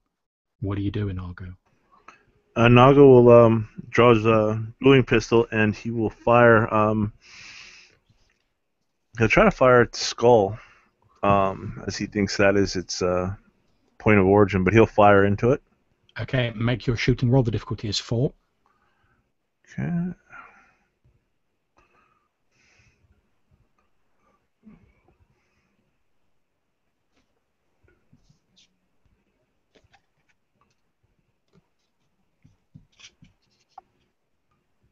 And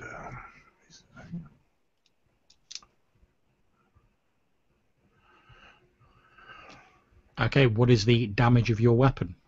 the damage is 9. It's a single shot. Okay, not And I a am problem. You fire your blaster into this thing as it advances on you, blowing several chunks of meat and gristle off it. There's a sizzling sound as the blaster fire cauterizes the wounds. It shakes slightly but continues moving towards you. Am I able to move back or Yeah, retreat? you still have a move. He will retreat, kind of leading it away from Cade if he can. Okay, so given the room you're in, it's sort of pretty much a rectangle. The only real ways to go are towards the back of the ship, which is where T7 is and where this thing came from, or towards the front of the ship, which is where Cade has been thrown. Then I guess he'll go towards Cade. He doesn't want to interrupt T7's job, so he'll kind of go off to the side of Cade, but going towards the front of the ship. Okay, not a problem. As you start making your way towards the front of the ship, again from the bridge, you hear this. Ah!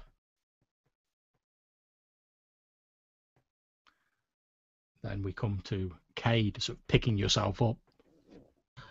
Yeah, I'll pick myself up, and I kind of seeing briefly what Inago was trying to do. I kind of realized that that's probably a good idea, and I will. I'll grab my heavy blaster rifle and I will fire at the, I guess, whatever central hub on the creature is, trying to blast it apart. Okay, not a problem. Difficulty 4. Don't forget, you guys have destiny points aplenty. Yeah, and I think I'll actually flip one for the shot. So would I lower the difficulty or add or? It upgrades one of your green dice to a yellow dice. Okay. All right. Okay, what is your base damage of your weapon? The base damage is 11. However, I'm also going to pop. Actually, let me just double check here. That's unfortunate. I'm also going to use its auto fire. Okay. Auto fire special. So I guess it'll for every advantage. So it'll be 2 things of auto fire plus that. So okay, so 11, 12, 13, 14, 15. 15 and 11 is 26. Plus 11 is 37. Okay, not a problem. You pretty much open up on this thing, so almost completely decimating it. It drops to the ground in sort of several component parts, the various bodies and bits of body falling out of it. The central skull rolls to the ground with a clatter. After a few moments, it lies still. You can see an unhealthy, viscous-looking black fluid oozing from the wounds and the parts where the bodies were joined together. It twitches for a few moments, then lies still, this fluid seeping into the floor of the vessel. Yep, I'm all for really destroying this ship right about now.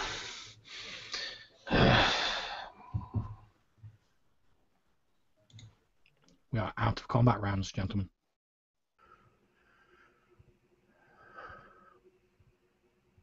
No, but there's no glory in it if we don't get it back. Is the pounding still happening on the door? The pounding has ceased from the moment that you turned the coolant jets on. Okay. I'm trying to think who else is in a system like that. What I would do is kind of keep it going, and if there's a way to, is there? No, I don't think there would be. Go ahead and go to the next person. I was just thinking, kind of a system that it would have in it, kind of cooling system and preventive system. Okay, so while you're thinking about that, I'll jump over to Caden and I'll go, what are you guys doing? This thing appears to have been defeated. T7's busy at the console. The pounding has stopped, although you can still hear the...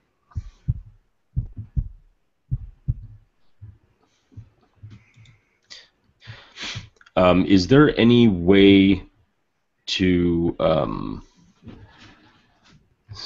Is there any way for any one of us to make fire? Like, does anyone have like some sort of a thing where you can light stuff on fire? Because I'm not gonna lie, I'm thinking melting this body and whatever black viscous fluid and setting it on fire wouldn't be such a bad idea. I'm willing to assume that you guys, in your various bits of equipment, have something to make fire. Great. I will. Then I'm gonna cleanse it with purifying fire all over that dead thing and all over that black viscous fluid. Okay, you effectively like break one of the glow rods from your back, so pouring the combustible chemical mix over this pile of bodies and this black fluid. Now, as you're doing so, you'd have to get pretty close to pour this ignitable fluid over it. So can I please ask you to make me an athletics roll, difficulty 2, Cade, although one of them is black, so one of them is red.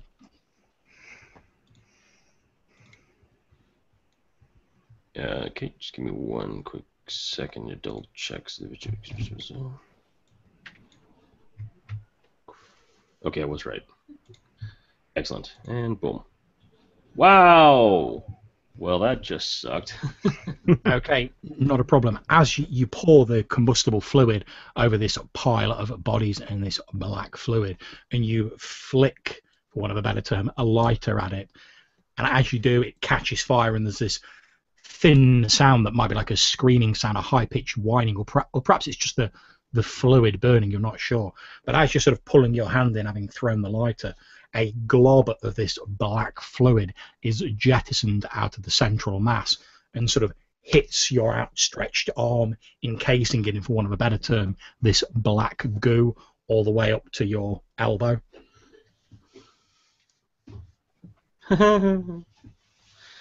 I start shaking my arm. Like, get it off! Get it off me! Okay, you shake your arm about. A few little splatters of it fall off, but the main mass is unaffected. However, as you're sort of looking at your arm, shaking it about, you can see that it actually slowly appears to be like being absorbed into your skin. Obviously, the rest of you can see this going on because Cade's flailing about. There's the crackling of the fire from this mass. He's flailing about his arm with this black goo dripping from it. Naga will just finish putting his one bullet into his dueling pistol, clicking it in place, and just sheathing it while he's got his hand on it, just watching. Are you okay, Cade?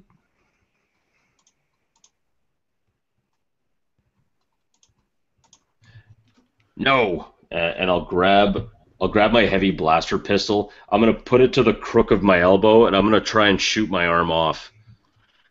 Okay. Now, I'm not going to ask you to make a roll for that since it's your arm. You can shoot it off. That's absolutely fine. Obviously, you do have the benefit of knowing that although it'll be painful, the blaster fire will cauterize the wound, so you're not going to bleed to death.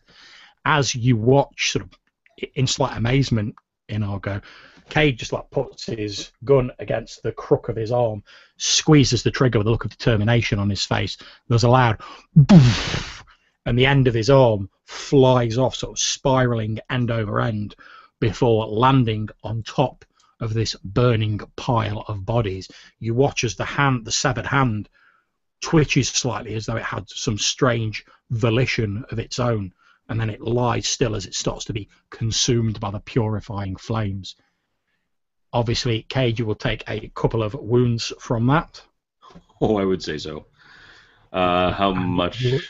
You will take 2 wounds from that, and you will have a setback dice to any situation that would require the use of 2 hands.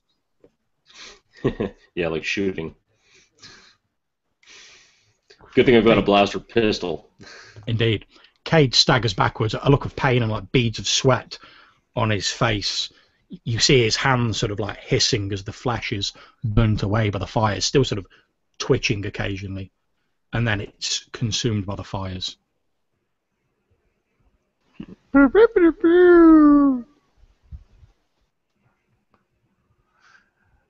Anago, his eyes raised. Wow, you got some big brass ones, don't you?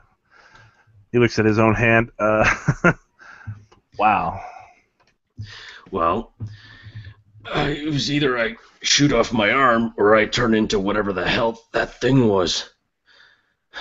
T7, how are we doing? Can we get this thing out of here or what?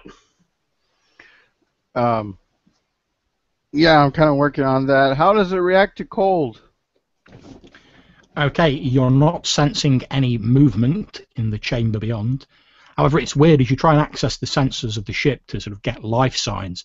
You're getting like life signs from all over the ship, but it's not like a localized phenomena.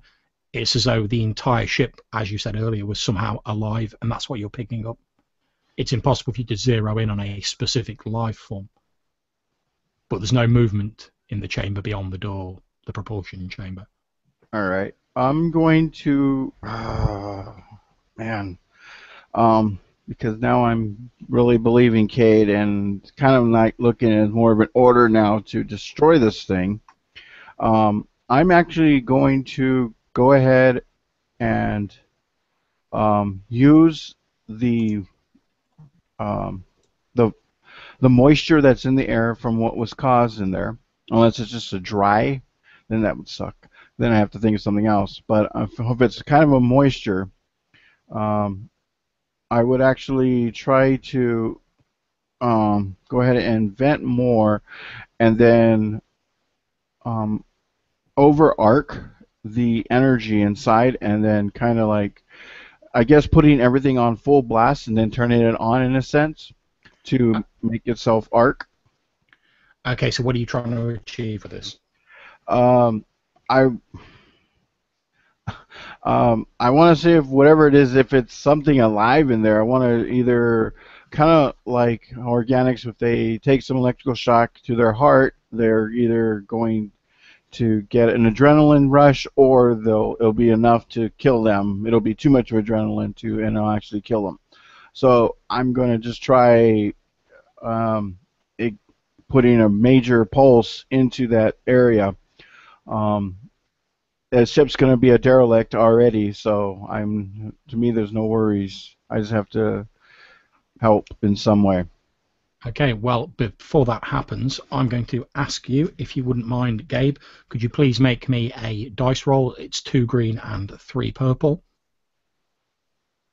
2 green and 3 purple. Indeed, this is the same as the roll that Mike made earlier, and is just to track the general progress of the battle that's raging nearby. Okay.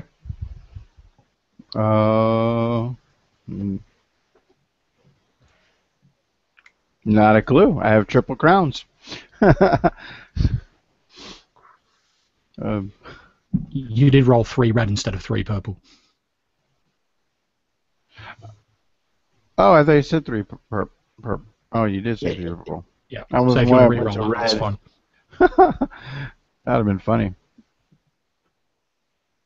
Okay, not a problem. As you're sort of doing this, you hear from the sort of comms room in the bridge, you hear faintly echoing down the corridor the voice of Commander Gergran. It's quite broken up and badly distorted, but you hear him saying, "Under heavy fire. Can't hold on much longer. Have to withdraw. Soon." I thought that was the guy inside here. Um, okay, so has anybody found the captain or the rest of the ship? Just to explain, what you've just heard is effectively the voice of the fleet commander Gergran engaged in the battle outside via the comlink that Cade established with him earlier. Oh, over there. Indeed, you're hearing it echo from the comm system, which is in the bridge, as he's trying to give you a report on the battle. It doesn't seem to be going in the rebels' favour from what you can gather. Gotcha. Okay, now I'm with you. I was like, wait a minute, I'm mixing up people even. I'm not sure how that's going to help me. Okay, and probably. So I'll this probably. point, sorry, Okay, go ahead. I was just going to tweet out to them that, you know, hey, they need help, but are we sure we want to blow this thing up? I could do it. We're going to have to get out of here quickly. Are the engines back up? They will be in a sense, but if we're going to blow this up, I need them to be useful at the moment I need them. Plus, as well, you know, T7, as described earlier, that if you bring the engines online at the minute, it will activate the stealth drive as well, since it's not been decoupled. Well, if we blow it up and we take the life pods, I don't think our companions will be able to get to us. They're leaving us shortly. There's no motion inside. Whatever it was either stopped, slowed down, or came out here. I'm willing to go and decouple the stealth if Cade or you want to fly the ship while I come back. But we need to get going. I don't think we should stay here or take the life pods out. We're going to be trapped on this island or this world. All right, that's a good idea. Nago, you and I'll get it done. Besides, you're a crap shot. And I'll grab my heavy blaster pistol. Here, T7. Hold on to Whisper for me, will you? And I kind of put the rifle, sling it onto T7's kind of back, or try and hook it onto him. I'm going to be using that later. And I grab my heavy blaster pistol. Okay, and it's at that point, T7, you activate your sort of arc of electricity sparking through that chamber. And in fact, this is where we are going to go into our tide change, gentlemen. That's where I was going to change it, because if they're going in, I wouldn't want to explode the engine. Yeah, I'm just assuming you're sending a sort of electrical pulse through the area to try and like stun any sort of biological entity that may be in there before they go through. So, as I say, we're going to go into the tide change here, gentlemen, and I'm going to ask you for the tide change to suggest what is the entity beyond the door's response to receiving this electric shock. You can also feel free to fill in any minor details about the entity should you so wish. So does anyone want to volunteer to go first with their suggestion? Sure. The entity, upon opening the door, the entity looks very, very similar to what we had just encountered. However, with the electricity, it seems to be continuously shifting form. Parts of it kind of fall off, but then try and come back together as the shock to whatever this biological system is with the electricity. It can't seem to try and function, so it just keeps on falling apart and trying to build itself back up together again, only to fall apart and then just continue the cycle as it's kind of like locked into this kind of like computer program of, like, you know, a biological computer program. of building it up. That's absolutely great. Okay, Gabe, how about yourself?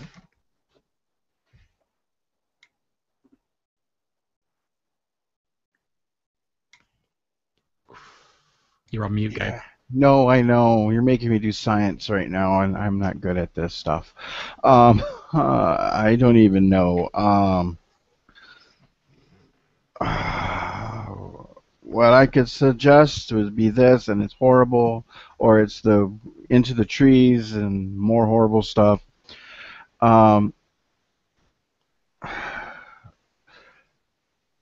The electricity bolt that's going to go through does stun what was actually there.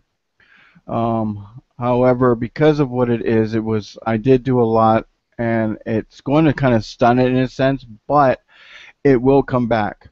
It's actually kind of waking it up into something a little bit different than originally what it is, and now the ship's kind of wherever it's connected with, however it is, it has more of a sentient knowledge of itself. Mm-hmm. But I mean, the plan was for me, was to get it done, powered on, and then destroy. So to me, it wouldn't. All that doesn't make sense, but that's what's going to happen. So electricity is going to build it something different, and it has a awareness of itself, and we have to get out. Okay, no problems. So last but by no means least, we come to Inago. Inago, what is the entity's response beyond the doors to being shocked by T7's machinations? I'll go in the same field, but instead of being maybe as he's absorbing this energy, think of a battery. We're overloading the battery. He's gaining more power, but he's taking too much as he's being shocked. So he's actually growing a little stronger, but his body's, I guess, filling with this energy, like it might expand or explode as it fills. But basically, he's getting stronger as he's feeling this electricity. Okay, excellent. So what we're going to do now is we're going to have a 15-minute break. We will then jump back in. I'm going to go and write this up on the Tides of Change as a poll, and we will kick back in with you guys opening the door and venturing into the propulsion section to see what lies beyond. So we will see you all in 15 minutes.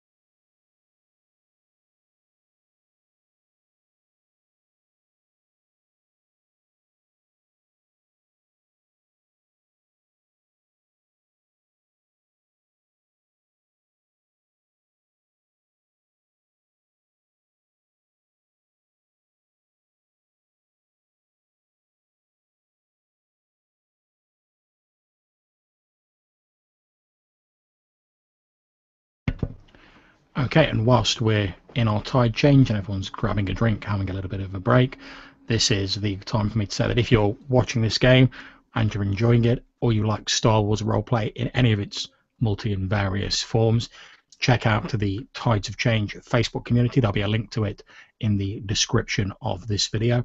It's a great place to meet people who are enthusiastic about the Star Wars, I suppose, genre and the Star Wars universe. There's always games going on there which run the gamut from people who are very experienced with mostly the FFG system, the Fantasy Flight game system, but you can run other systems on there. There's been many and various different Star Wars games over the years. And this mechanism we're using now is known as the Tide Change. It's an optional mechanism utilized by the Tides of Change community. And what it basically means is that, as you've just seen if you've been watching this video, we have a pause at a dramatic point. The players are then asked to suggest a plot twist. It's put as a poll in the Tides of Change Facebook group. Whichever one gets the most votes is the plot twist that we go with when we come back into the game. And it's a way of allowing the players to help steer the game, and also the people who are watching it have a chance to actually have an impact on how the session unfolds. It's entirely optional. Not all games in the Tides of Change community use it, but I personally love it as a mechanism of both getting the players involved in the ebb and flow of the plot, and also as a GM it keeps things interesting for me, since I can't really plan for the tide changes from the start of the game. So we've got 10 minutes left on our break, and we will see you back shortly.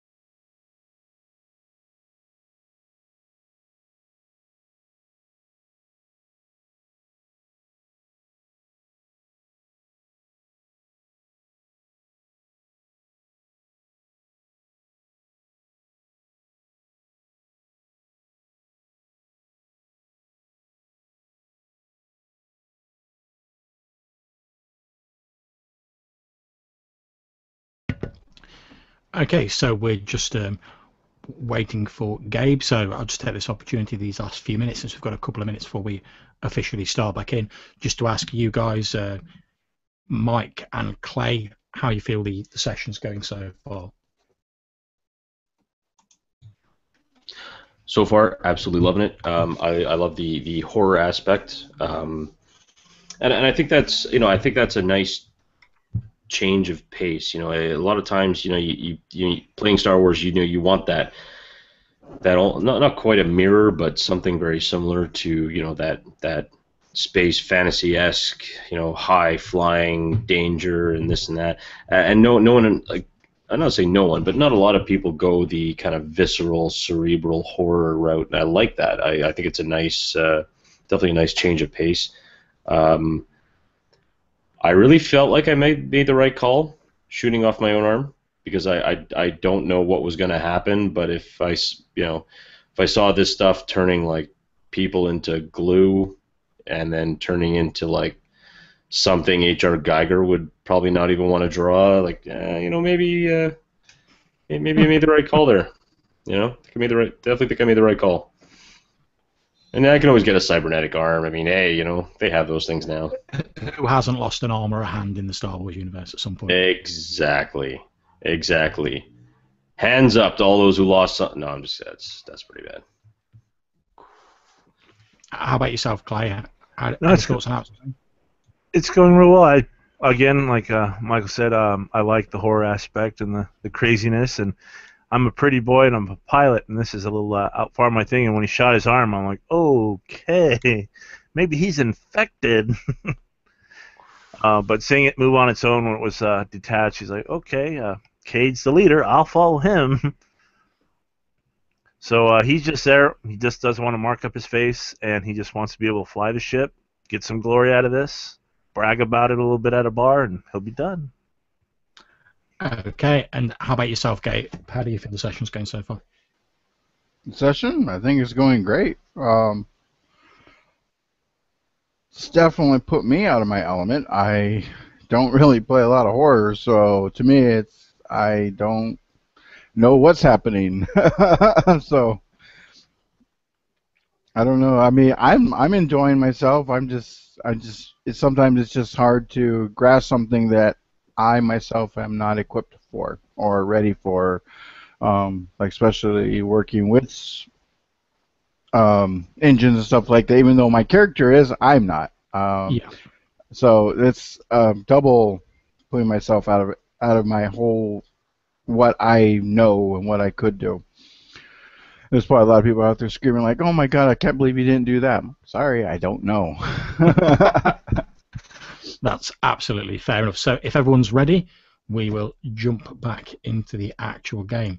And as we jump back in, the door to the propulsion chamber hisses open. And this low-lying mist of slowly dispersing coolant spray rolls out of it. If any of you have ever seen dry ice and the sort of smoke that rolls off that clinging to the floor, that's pretty much what you're looking at here. There's the occasional sort of spark of electricity, residual energy clinging to the moisture of the smoke as it rolls out. Beyond it, now the door is open, you can hear the dull of the various support mechanisms for the engine inside the room. The whole chamber is full of this thick mist of slowly settling coolant spray. As the door opens, the mist appears to cling to you slightly, as it is designed to do. It's designed to put out fires and cling to them. Which of you is going to be first through the door?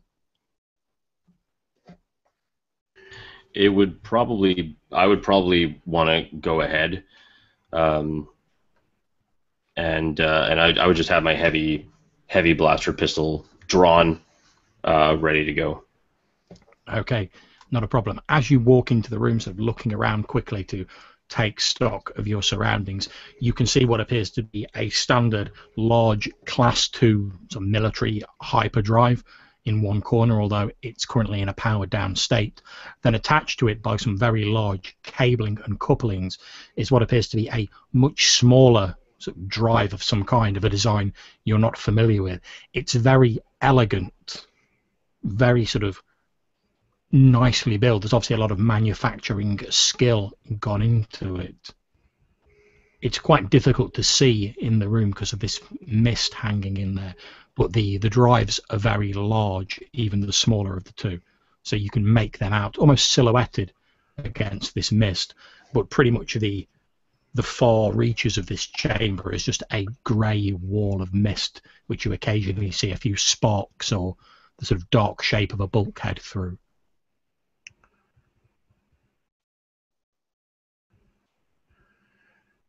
If it's possible, Iniago will try to use his stealth. He'll creep along, use bulkheads and anything else that he can hide behind as we're approaching forward, not just walking blatantly where we want to go. Okay, not a problem, Iniago. Make me a stealth roll. It's difficulty 2, and you get a boost dice because of the aid that this mist will provide to your attempts.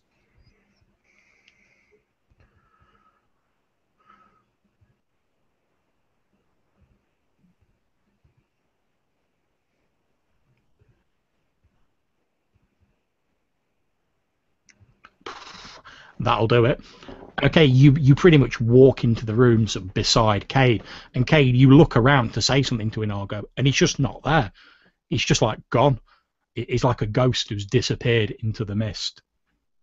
Iniago, as you're making your way around the room, you're pretty sure that like no one and like nothing has seen you moving around this room. You pick your way between the bulkheads, behind the two drives, and as you look around, you can see sort of in the sort of top of between the ceiling and the wall, as though fastened to it, is this shape, this figure with various spiky thorn-like protuberances emerging from its limbs, sort of curled up almost in a fetal position but fixed high up on the wall.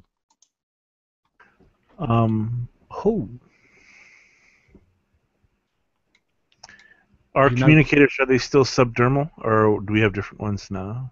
I'm quite happy to say you still have the subdermal communicators. You can see this thing is covered in a sort of coating of what almost looks like frost, although actually it's coolant spray.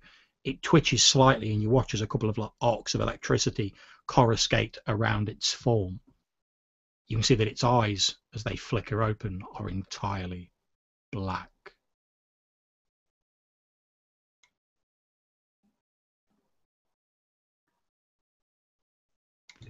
Naga will communicate with his companion, saying that in the rafters above, Mommy's here. Oops. Okay, at this point, can you make me another stealth roll at Iniago? Same difficulty. You still get a boost dice. Okay. Obviously, you are speaking, although in a low voice. That's why you're still getting the boost dice. Sounds good. 1 second. You are the stealth master supreme. This thing does not even appear to, although it's slowly, you can see it's like flexing its appendages and slowly appears to be like waking up. It doesn't appear to be aware of your presence. You can see it sort of slowly sort of stretching out a little bit, its limbs cracking as though it's been held up for like an entire, it's been sort of in that same pose for a long amount of time. You can see flecks of this semi-solidified cooling spray sort of dropping off it with a slight sound as it hits the floor. Cade, from further in the chamber, you hear this, and this slight sound. I will probably start kind of panning the room, holding the blaster like not too far forward, but just enough, and just kind of poking around, just having a look to double check the different scanning my arcs, making sure that and then slowly kind of make my way to where I think the drive is. We could see the drive, I assume. You can indeed. You can see both of the drives. Okay, so can you make me a perception roll? Difficulty is only 2, but you do have a setback dice due to the mist. Okay. So one of these, two of these, and you said a difficulty of 2 with a setback. That's correct. Okay, and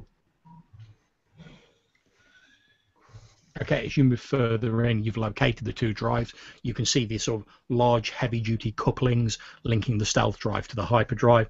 Currently, they're powered down, because obviously T7, as he said earlier, can't bring them online without activating both of them until they're disconnected. But as you move in, again, you can hear this sort of cracking sound, and you look up and you can see, as Inago described in the rafters, this large, I mean, we're talking sort of like 6-7 foot tall creature. It doesn't look like a conglomeration of corpses like the other. It's some sort of large humanoid with these strange sort of biological like thorns and growths emerging almost like blades from its figures. You can see it slowly sort of like stretching its limbs out as though waking from a long sleep. Its eyes, which are now open, are entirely black, and occasionally you see a few sort of little sparks of electricity, blue in colour, moving over its body.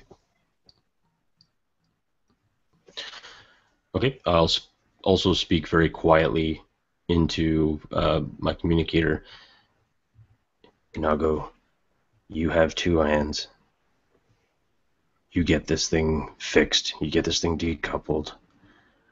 I'm gonna keep a weapon trained on it, and then once we decouple it, let's move back out, real gently, like. Then we'll slam the door. We'll close the door, and then we'll get the ship out of here. But let's do this fairly quickly, okay? Okay, Cade, can you please make me a stealth roll? Difficulty 2. You have a boost dice because obviously your communicators only require you to whisper.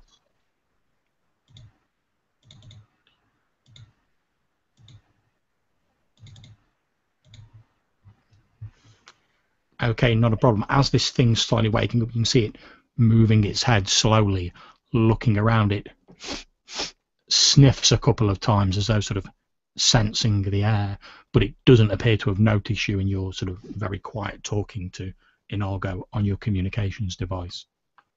T7, whilst all this is going on, what are you up to? Have you guys found it yet? It's right there on the wall. It should be on the right side. 3 different cap lanes. Use both hands to get it. And I realized what I was saying. I'm like, yeah, it's going to take 2 hands to do it. So whoever needs to do it, hurry up and do it quickly. I presume you're staying outside the room, T7, is that correct? Oh, yeah, I'm connected to the whole computer. I need to be.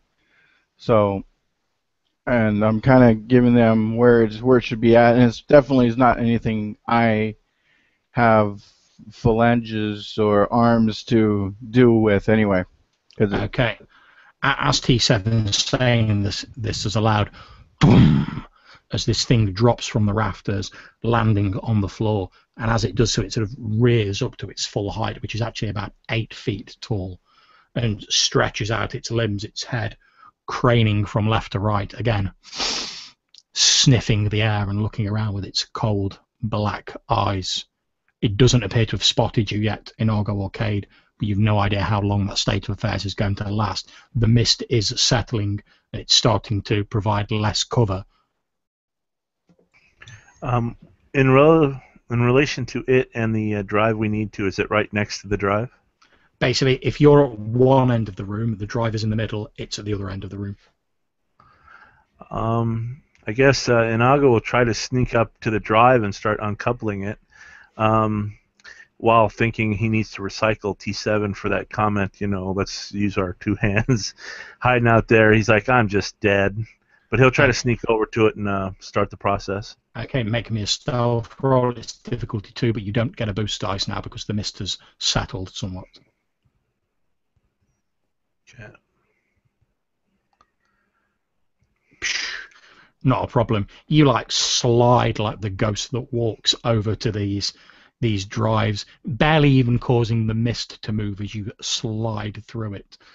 You reach these 2 drives. There's a large series of, as T7 said, 3 couplings running between them. They each need to be disconnected. Each of them will take an action to disconnect.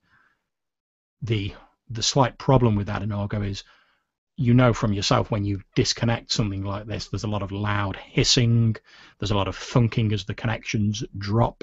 it's not going to be a quiet affair if you're trying to do it quickly.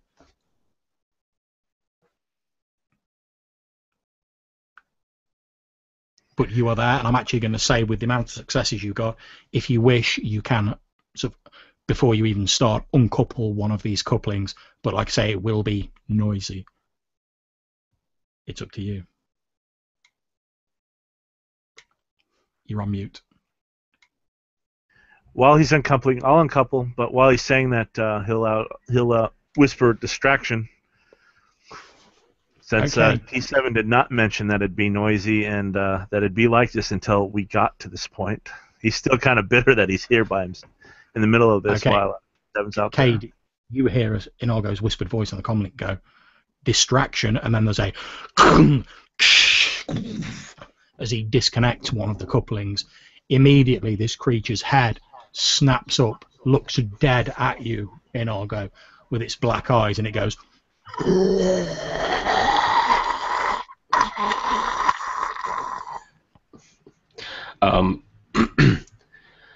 I'm assuming we have our kit with us, right? Packs and whatnot. Okay, I'm gonna grab my data pad out of my backpack, and I'm gonna throw it to the other side, like the corner of that room, and make sure that I try and like bounce it off and just kind of ricochet it off with to make as much clattering noise as possible. Okay, not a problem. Make me a skullduggery roll, difficulty 2. Don't forget, you guys still have a Rook of Destiny points. Oh yeah, I'm definitely using one. That's for sure.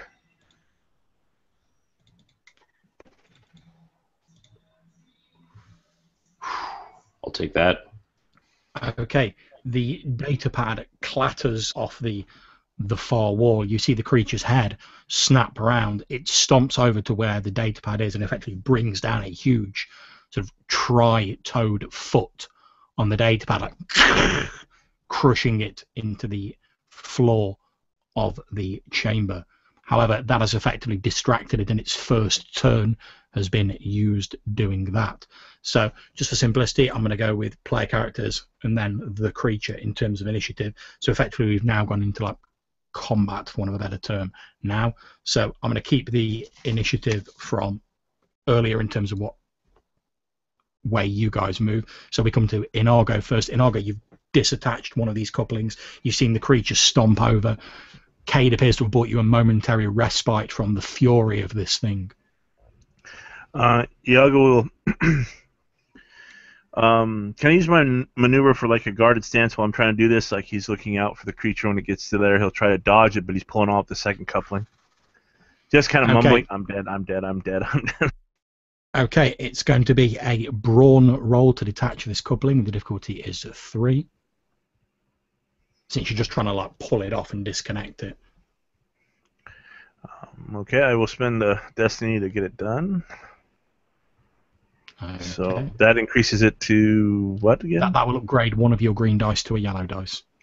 Okay.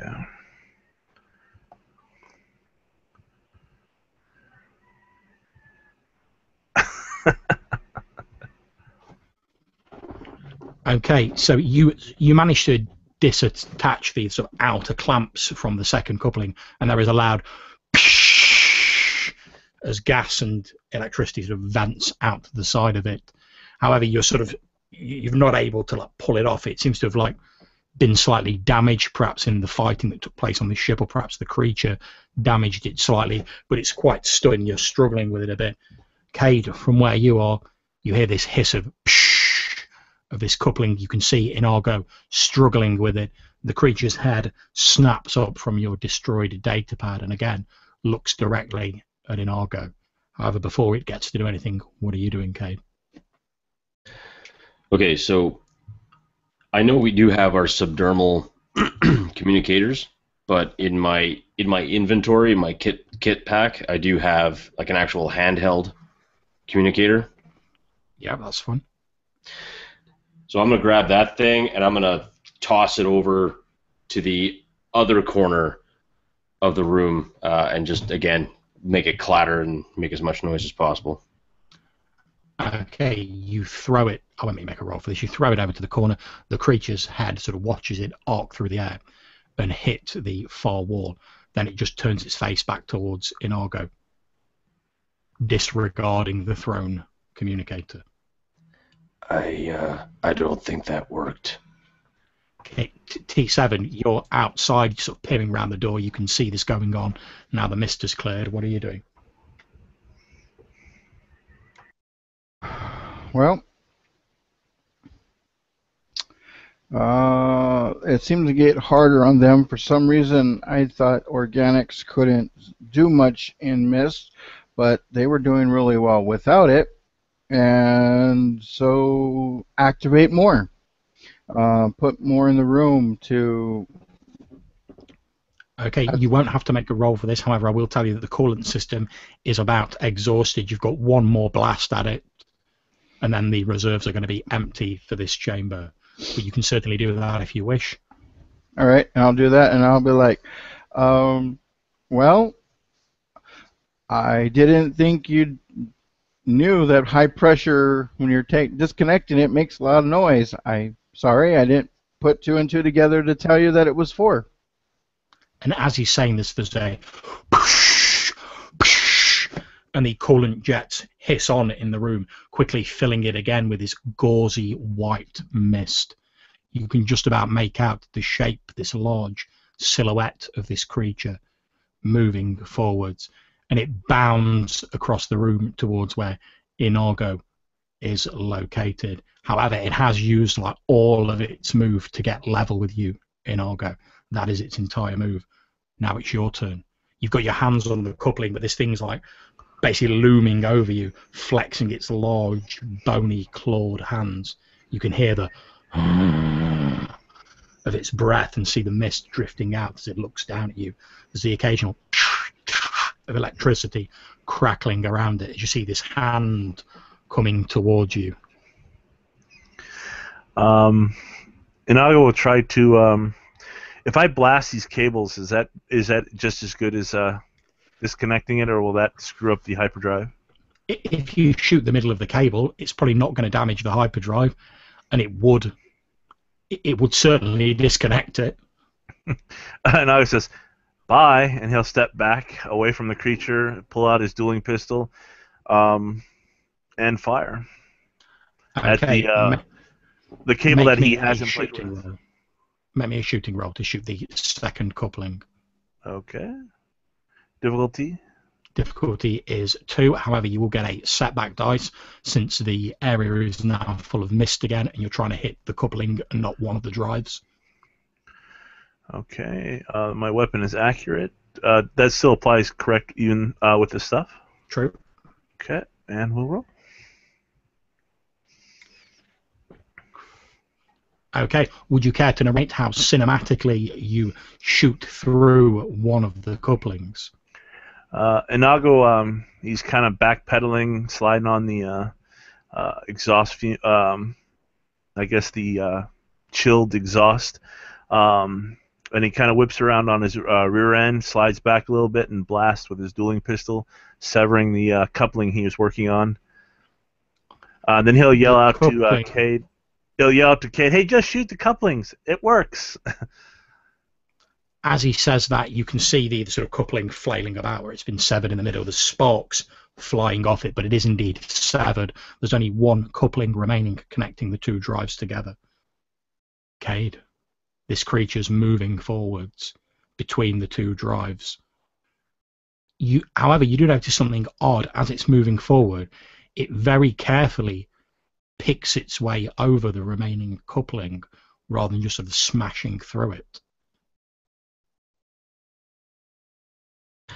Then I will, as the creature steps over it, I'm going to shoot that last coupling. Okay, make your shooting roll. It's difficulty 2 with 1 setback dice. Yeah, one quick sec here.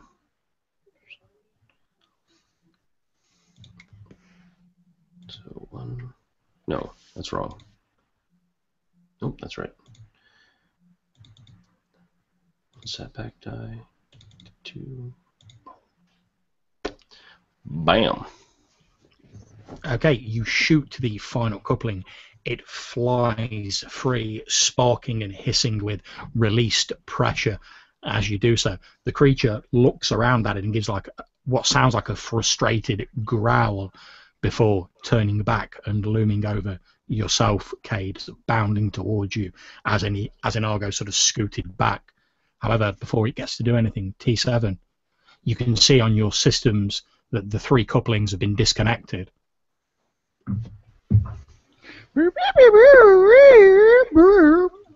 And basically tell him, okay, get out of there. I'm going to ignite it. If that is what we need to do, if we want to destroy it still, get to the shuttles. I'll be there shortly.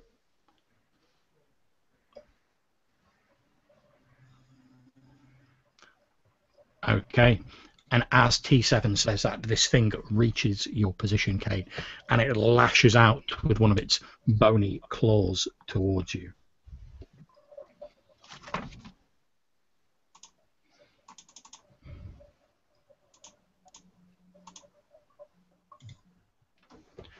Okay, it strikes you for 10 points of damage minus your armor.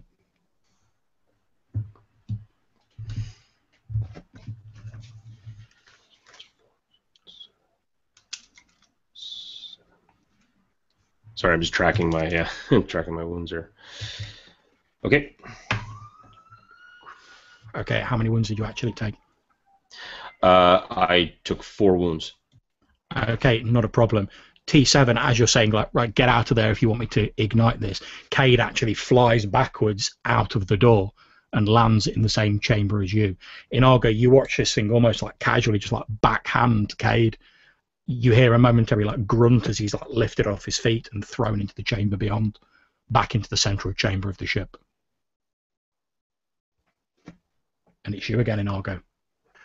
Inago will then he'll back out of the chamber, telling T7 to shut the doors, and let's try to salvage this if we can, or eject the creature.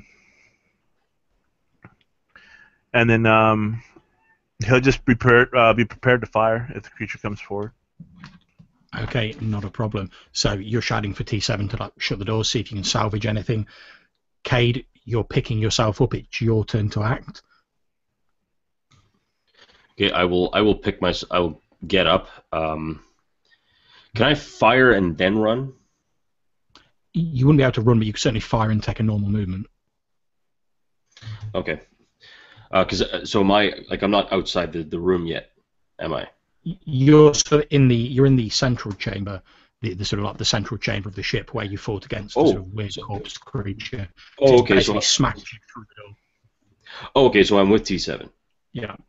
Okay. So yeah, I'll just, if this creature is still like bounding towards us, I'm gonna try and shoot it to incapacitate it. Okay, mate. Your shooting roll difficulty is 2. Okay.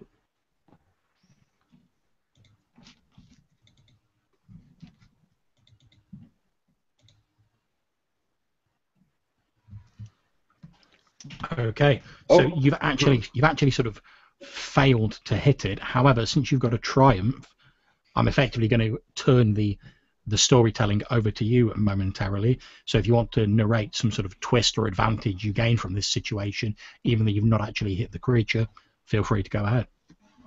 Okay. So as I pull up my heavy blaster pistol, I see this creature coming. I'm like, okay, I know exactly. I'm just going to shoot it, maybe try and like slow it down.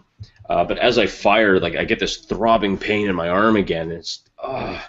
And that kind of causes me instead to kind of jerk my arm up as I instinctively want to grab at it. I fire, but I actually fire at some netting that was actually holding a bunch of spare parts together. And as I fire, it snaps the netting and almost swings it like a pendulum, smashing into the creature and pinning it to the side of the wall, while I just kind of stare and look at my blaster pistol and kind of look around to see if anyone saw it, which I really doubt. And then I'll just kind of move backwards. Sorry. Okay, not a problem. So that is what happens. Inaga, you're sort of in the door, just getting ready to back out of this chamber. You duck as Cade like snaps off a wild shot, misses the creature entirely, but he does hit to this sort of netting containing a variety of spare parts, old machine bits, etc. It swings down with a boom, hits this creature and pins it against the large stealth drive. You can see it try. That's like it's trying to push this netting, sort of shred it and push it away from itself. But for the moment, it is occupied. It's your turn to act, Inago.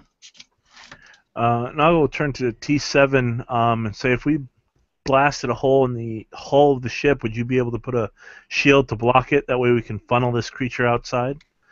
He'll step back at that. He'll aim and try to shoot the creature in an exposed spot, maybe his head, maybe an arm, to kind of continually to just taking aim. Excuse me.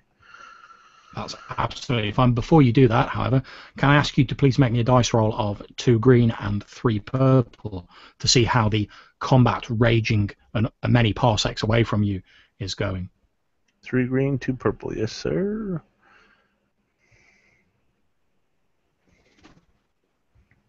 Okay.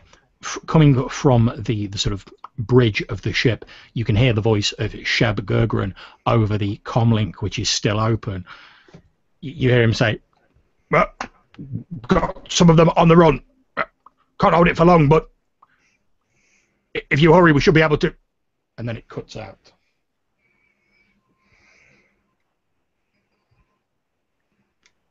And if you want to make your shooting roll, you can do, Inago. If you want to do something else, you can do. Inago will say, let's see if we can get lock the creature in, get the ship out there, and let the commander know we need help killing off an alien creature, and then he'll fire. Okay, make your shooting roll, difficulty 2. Okay. So with accurate and the aiming, it's 2 bonus die, correct? Correct. Okay.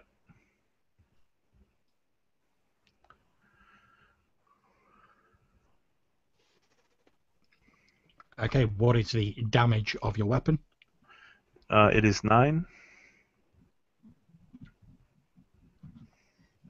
Okay, this thing howls in rage as you're able to draw a bead on it thanks to it being pinned by Cade's maneuver.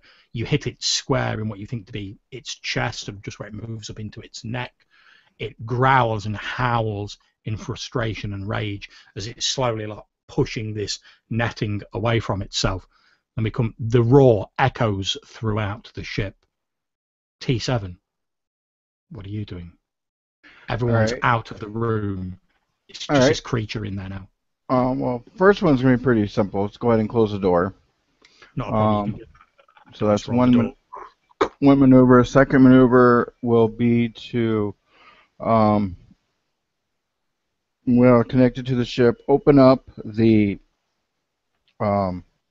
access ports from the ventilation system out. And then once I have that connected, then I'll try to do what he's saying. But what I think he's saying is kind of crazy because we don't have that kind of firepower to destroy a whole portion of the ship. So I'm going to try to use the explosion that I want to cause, and then using the access points of the ventilation to actually maybe kind of explode it out, trying to give it some kind of extra boost or push of some sort, because that's not a problem. So you're effectively trying to blow out the access ports and like flush this thing into space, is that correct? In a sense, yeah. I mean, that's where we're at the point. Okay, not a problem. Make me a computer's roll. Difficulty will be 3. One of them will be red because you're having to override the safety protocols that stop that sort of thing from happening.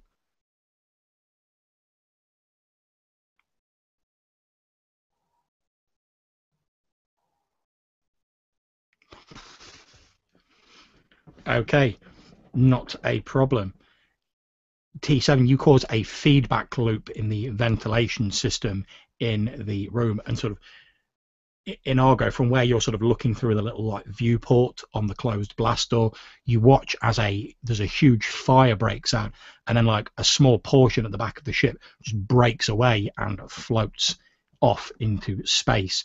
You see from everything in the room that the air and the atmosphere, what little remains in that room, is being sucked out rapidly into space.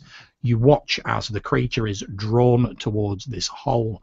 Despite struggling, it's sort of reaching out for stuff, but it's being pulled backwards. However, with the 3 threats that Gabe rolled, as it's sucked up and it disappears through the hole, you see it grab on to the edges of the hole with its arms holding onto them, trying to sort of like slowly pull itself back in. You can see its mouth open in a sort of silent scream of rage that doesn't penetrate the blast door. What do you do in Argo? You can see it slowly like pulling itself back in. It must have tremendous strength given the rush of atmosphere going past it.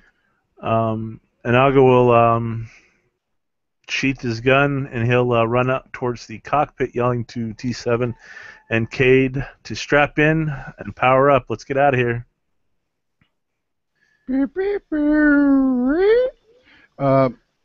We have no more power. All the power has been blown out. We are floating. Oh, yeah. There's nothing to strap on except for maybe any kind of energy source on the escape pod.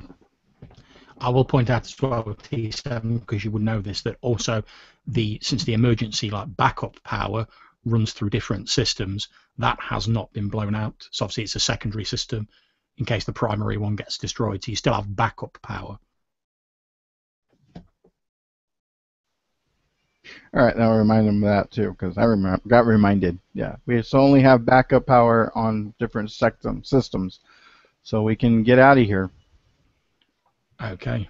Cade, you can see this creature slowly pulling itself back in. You notice that a large part of its chest appears to have sort of moved outwards, as though it's sort of holding its breath somehow, as it's slowly like pulling its way back into the chamber.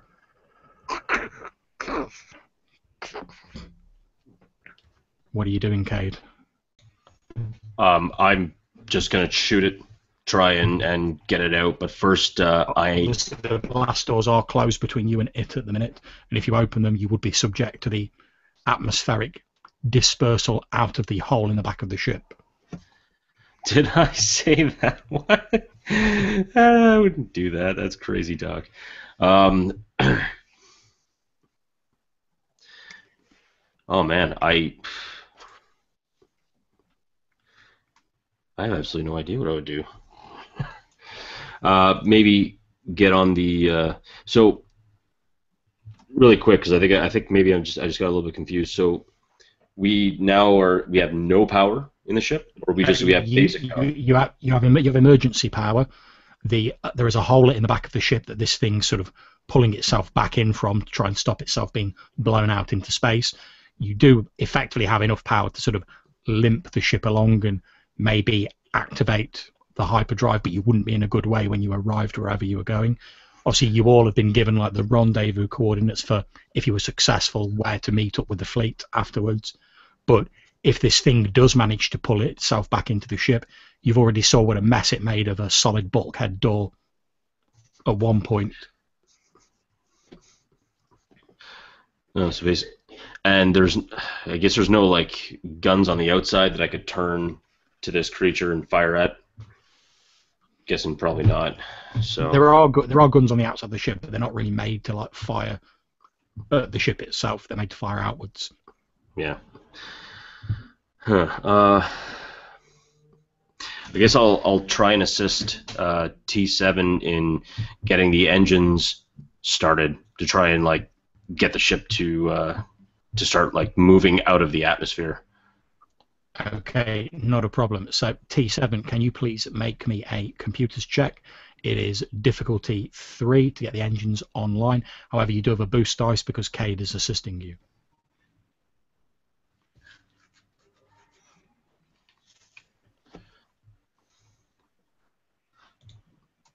And that was difficulty 2. Computers check. All right. Okay, you bring the thrusters online on the ship. Inaga, you've sort of reached the cockpit by now. As you've run onto the bridge, you can see that the screaming and the sort of talking you've heard was indeed the holographic record that was activated from the holotransmitter. It must have come online when T7 brought the power back online. You can see a young woman in flickering blue hues. It appears to be like stuck and repeating the last entry. You can see a young woman saying, well, all systems appear to be go. We're getting ready to activate the drive shortly. Her outline flickers and judders. Then as you sort of jump in the cockpit and you look down, you see the instrumentation sort of light up. It's flickering a little bit due to being on emergency power, but you've got power.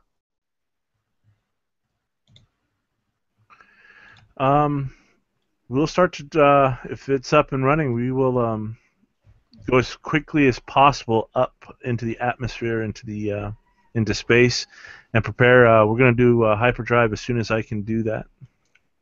Okay, can you make me a perception roll, difficulty 2, please, Inaga?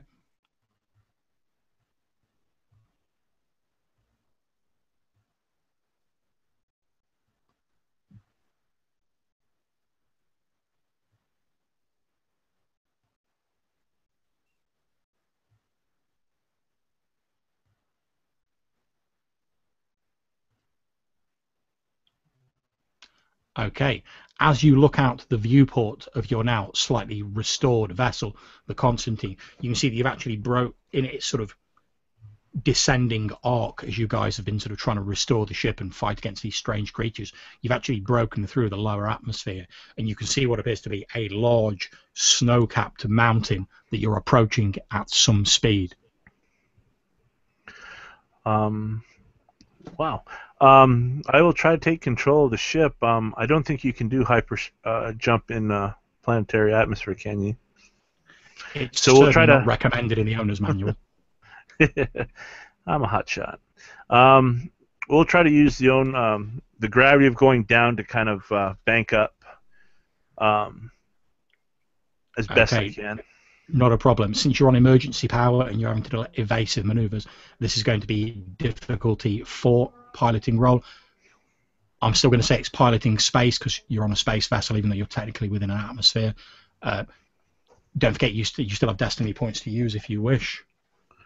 Okay. And this is pretty much the role to see, can you avoid this approaching mountain and sort of pull up into the atmosphere? Okay.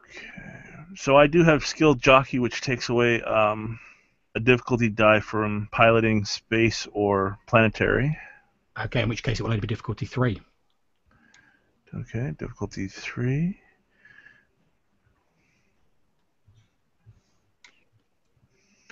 And then we'll spend a destiny. I want to make sure this gets done. So that upgrades one of your green to a yellow. And we'll roll.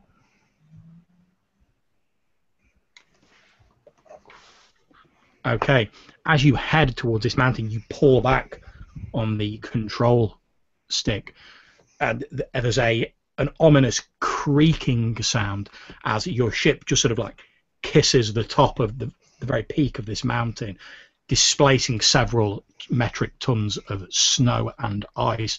This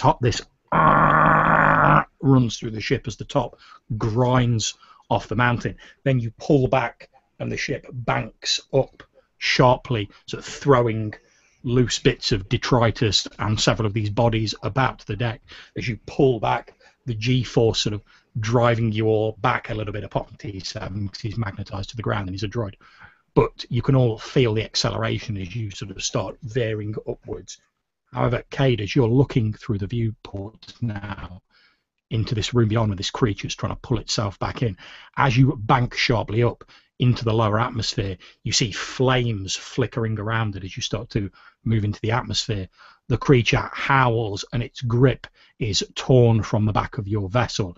You watch as through the hole in the back of your ship, you see this creature sort of spiraling down towards this mountain, and then a few moments later there's a of snow and ice as it impacts with the mountain. You watch as impossibly it rises to its feet. You can just about make out it sort of reaching its hands up towards you as you're sailing away from it, and you can almost hear the roar as its mouth opens. But for now, you are free of the creature.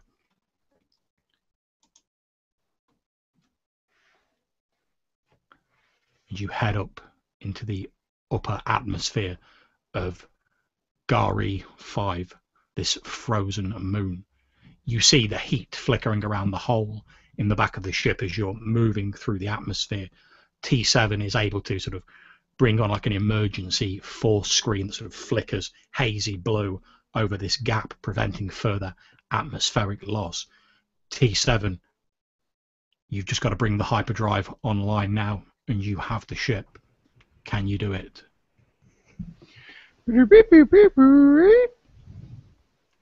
I have been programmed for this all my life. It's a difficulty 3 computers roll. It would be lower, but like I say, you're on emergency power. Okay. You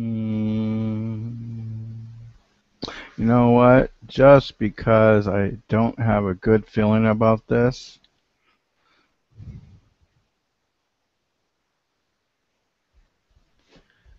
Okay. You are forced to put some of your own power into it to sort of like jump start it, T7, and you take 2 strain from it. However, as you watch Inago, you see the hyperspace activator for the drive light up on your control panel, as with a heroic droid effort, T7 focuses every last ounce of power from himself and from this stricken vessel into the hyperdrive. The big red button that activates the hyperdrive lights up on your console. Cade, where are you while this is going on? I am checking my just kind of checking my rifle, actually, just a little bit, just make sure it's still on his back. It's like, okay, we're good there. Yep, You know, got my weapon, and I'm just gonna be running up and assisting. Actually, probably getting on the guns, probably getting on the bridge and the guns in case we got to fight our way out of anything. So I'll just kind of like prepare Okay. the weapons. Not a problem. You jump in the gunnery station, and as you break through the upper atmosphere, coming much more clearly through the comms now that you're outside the atmosphere of the planet, you hear the voice of Austin Blunt, the astrogation expert who was with the Rebellion fleet, say, this is Blunt the Constantine. Blunt the Constantine, what is your status? And you can see the pitched battle in the distance still raging. This is Constantine. Ship's intact, more or less, but we disconnected the stealth drive. Something's wrong with it. It's a bad piece of equipment. We're gonna head to the rendezvous point if you need it. I told you I had a bad feeling about that vessel, but good job. We've taken heavy losses. The Imperials are calling for reinforcements. We're going to have to make the jump soon. I advise you to go ahead with your plan and make the jump to hyperspace as soon as you can. We'll meet you at the rendezvous coordinates. Then you hear him in the background, obviously talking to someone else, say, Commander Gergran, they've managed to rescue the vessel. They're going to make the jump to hyperspace sooner. Advise the fleet stop pulling out. And in the background, you hear Gergran go, you can't quite make out what he's saying. Good job, says Austin Blunt. Clearly the force was with you. Hopefully we'll see you at the rendezvous point. Austin, over and out. Good job, boys. I can't believe we pulled that off, but I think it's going to take more than a few rounds of drink for me after this one. And maybe a new arm. Drink one for me, too. Okay, Inago, you're in the control seat. You've just broken into clear space. You can see from your sensors, and obviously T7 because you're plugged into the computers, you can see this as well. A number of Imperial vessels, including another Star Destroyer, have just jumped into the system. Several of them are starting to close on your position, obviously having picked you up. Now you've emerged from the atmosphere. The hyperspace drive is active. What are you guys going to do? Inago asked the crew and everybody else as he's about ready to hit the button, please buckle in. We're about to go. Say goodbye to the Imperialist, and He hits the button. Okay, not a problem. Now, are you going to actually try and like plot your course using the coordinates you've been given, or are you just like hitting the button? Oh, that T7 had done that. That droid is never doing that. I'll put in the course. We'll see if I can do that. Okay, that is an astrogation roll. It's difficulty 3. Astrogation. And I'm going to say, I heard that. You always want me to do things, but I'm always on the wrong part of the ship to do things. Inago just starts to laugh. Okay, so it's 3, correct? I will spend the destiny.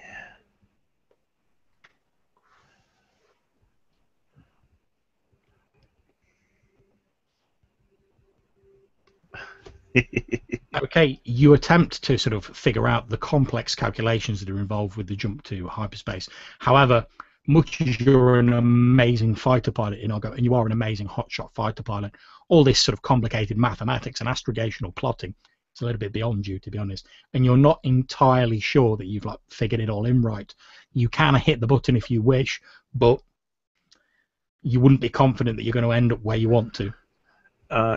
Iago will yell out, T7, if you'd kindly come to the bridge and enter the correct coordinates, I will try to keep us alive until that is done. And then he'll take evasive action, trying to escape the fleet. Okay, not a problem. Okay, you start coming under heavy fire from the Imperial vessels that are moving in on your position.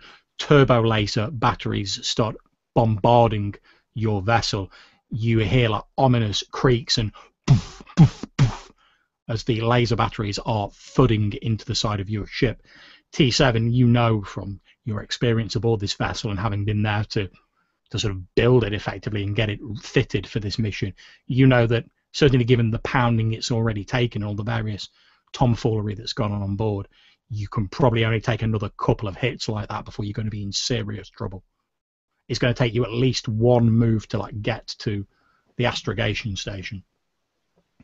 Yeah, it's going to take me one move to do there, or it's going to, I need to stay there because I'm connected with my power to keep this blue force field from deactivating, and if I know if I move, it's going to deactivate, and I can't just astrogate and then all of a sudden we're through and then the force field goes away. That would be bad. So I'm going to have to try, since I can do this as a maneuver, I'm going to go ahead and connect with the hyperdrive from where I am. Okay, it will. You can do that. It will be a slightly more difficult role though, because you're not sort of like you're having to work through several subsystems to activate access the hyperdrive and the astrogational array. Okay. So okay, so that is going to be a difficulty 4 roll. Okay. And nothing else to work with, and no setbacks. So here we go. Okay, not a problem. Your ship takes another hit. Several instrumentation panels spark and fizz menacingly. Jets of sort of escaping gas burst out of several of the systems. An alarm starts sounding throughout the ship as the structural integrity of the vessel starts to be compromised. However, T7, you've got into the astrogation array. You slam those coordinates into it as quickly as you can. All that remains now is for Inago to activate the hyperdrive and make that final roll to get into hyperspace. Can he make that roll before the Imperials finish you off? Inigo, it's just a piloting spacecraft roll, difficulty 2. However, one of them is red. Okay. Difficulty 2.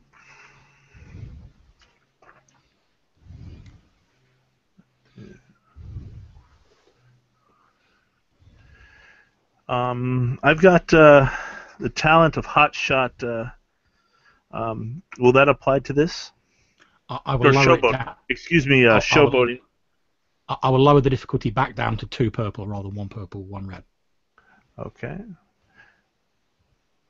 And away we go. Okay. as possibly the killing blow of turbo laser fire, crimson, blood red in colour, zooms through space towards your position, Inago slams his hand down on the hyperspace activator. Do you say anything dramatic or shout anything, Inago, as you do so? The laser battery closing on you. You hear Inago yell out, "We didn't need these systems anyway," as the alarm still blare. Okay, then you hit the button. There is a momentary sensation as though you're all being stretched thin across space.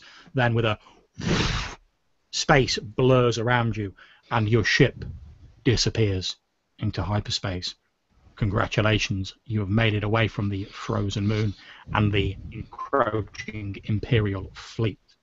You rendezvous with the coordinates you've been given and you meet up with the rest of the fleet. We now fade out on this scene and we flick in a few days later as you're receiving your debriefing on board the flagship of the fleet, Commander Gergran and Austin Blunt standing there looking at you in the meeting room. As they do so, Gergran lays a hand on each of your shoulders and he says, "You have our thanks, gentlemen. The whole rebellion owes you a debt of gratitude. I'm not entirely sure how much longer we could have taken that amount of flak from the Imperial fleet. We lost a good number of ships and some good men buying you the time to, but at least you managed to get the Constantine away from there. Tell me, what did you find, gentlemen?" And he looks at you expectantly. And I will pop up. I will actually roll to the console where the 3D system is, and I'll put on the timeline of the jumps and ships and everything that I found out, and let them know basically the timeline of the ship and how it maneuvered. Okay. T7 plugs himself into the holographic display where astrogational expert Austin Blunt is sat. He's greeted you all warmly as you came in and said, "Oh, the Force must have been with you. Congratulations." As T7 plugs himself in, you see the timeline of the vessel being displayed, how it activated the drive and then was somehow miraculously outside the known universe, and how 6 months passed for the people on board as they all went slowly insane and turned on each other before the captain and the unfortunately now deceased rebel that Inago dealt with after his corruption were able to deactivate the drive, at which point they appeared at what seemed to be a random point just in the upper atmosphere of the frozen moon. You watch as the data stream from T7 is relayed on the hologrammatic display. As that's going on, Cade, you notice as the mention of the corruption and the things that you discovered, that astrogation expert Austin Blunt, his young face creases into a frown and he goes a little bit pale as he watches the information unfold.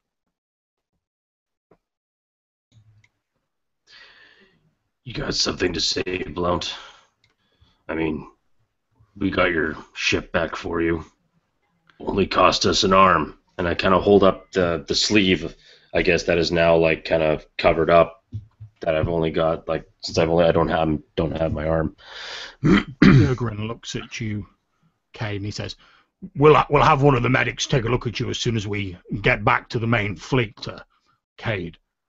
At which point Austin continues and he says, "No, but as I've said to you, I got a bad feeling about that vessel, and my feelings are very seldom wrong in this regard." At which point Gergran nods and says, "Yes, sir. Blunt's feelings and hunches have saved numerous lives on numerous occasions." At which point Blunt said, "I have the horrible feeling that this matter is far from over, and I sense a lingering darkness on the planet that we've left behind." Well, that's great and all. I'm happy that you have hunches. I have hunches too. Had hunches I had to shoot my own arm off when I got some black tarry crap all over my arm. But let me tell you, these better be some real lucky hunches. If you know more than you're letting on, I'm not going to be too happy if you're not sharing all kinds of information. I think we've earned it. Austin looks at the three of you and he says, "Tell me, have you heard of the Jedi?" Yeah, it's that order. What are they, monks or something like that? He smiles and sort of nods his head slightly, and then he says, "They were an ancient order and they had abilities. They could use the Force. Sometimes it would give them premonitions and let them know what was about to occur. And I have something of that ability myself. Only hunches and fragments, but when they're as strong as my feelings about that planet, they're seldom wrong." And he looks downcast slightly. Then he sort of shakes it off and says, "But Commander Gergran is right. You've won a great victory here today, my friends. The whole of the rebellion owes you a debt of gratitude. Thank you, all of you." And as he says that, the background music begins to play. The scene slowly dims to black as numerous rebels run into the room, patting the player characters, Cade, Inigo, and T7 on the back, congratulating them in their mission. The Constantine is grappled by one of the larger transport ships and is taken away to a rebellion base for further examination. You are assured by Commander Gergran that the stealth drive will on no circumstances be reactivated until they fully understand what went wrong. And as you're all greeted warmly and congratulated by the rebel troops, including several members of Vermilion Squad who were there trying to distract enemy fighters, the scene fades to black, and that, gentlemen, is where we end our session. Thank you very much all for playing. If you guys would like to do your outros, feel free to plug any YouTube channels you may have, say a little bit about your characters and how you thought the session went. We will start in reverse order. On my screen, we'll start with Mike. Great. Hi, this is Mike. I'm with the channel Mike the Piper. I had a wonderful time playing. I love this kind of horror, visceral. It was very tense. So I loved how it kept the tension through. So I never really felt like unimmersed or I just felt like I had to do it. Hopefully, Cade Sen, who is a soldier, a sharpshooter, will be able to find another arm to replace the one that he shot off. Still say it was a good idea, and yeah, look forward to the brilliant finale of this trilogy. Okay, thank you very much. So now we will come over to the one and only Gabe. Hey everybody, this is Gabe B. I had a wonderful time playing. Again, definitely out of my element, but it was definitely having to think again, think quick, what I could do.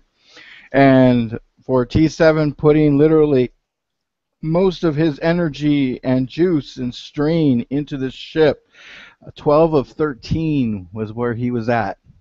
So he literally put his whole self into making sure his teammates made it through. And thank you, John, with Red Dice Diaries for running this game for us. No problem at all. Red Dice Diaries, yeah, it is. Yeah, that's the one.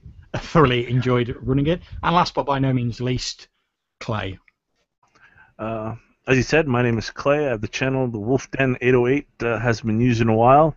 I'm playing Inago, the cocky, self-assured hotshot pilot who tries to be the silver lining in this dark and grisly tale, who basically thought he was dead about 5 or 6 times, and is lucky to be alive, and is going to make sure everyone knows how good he is.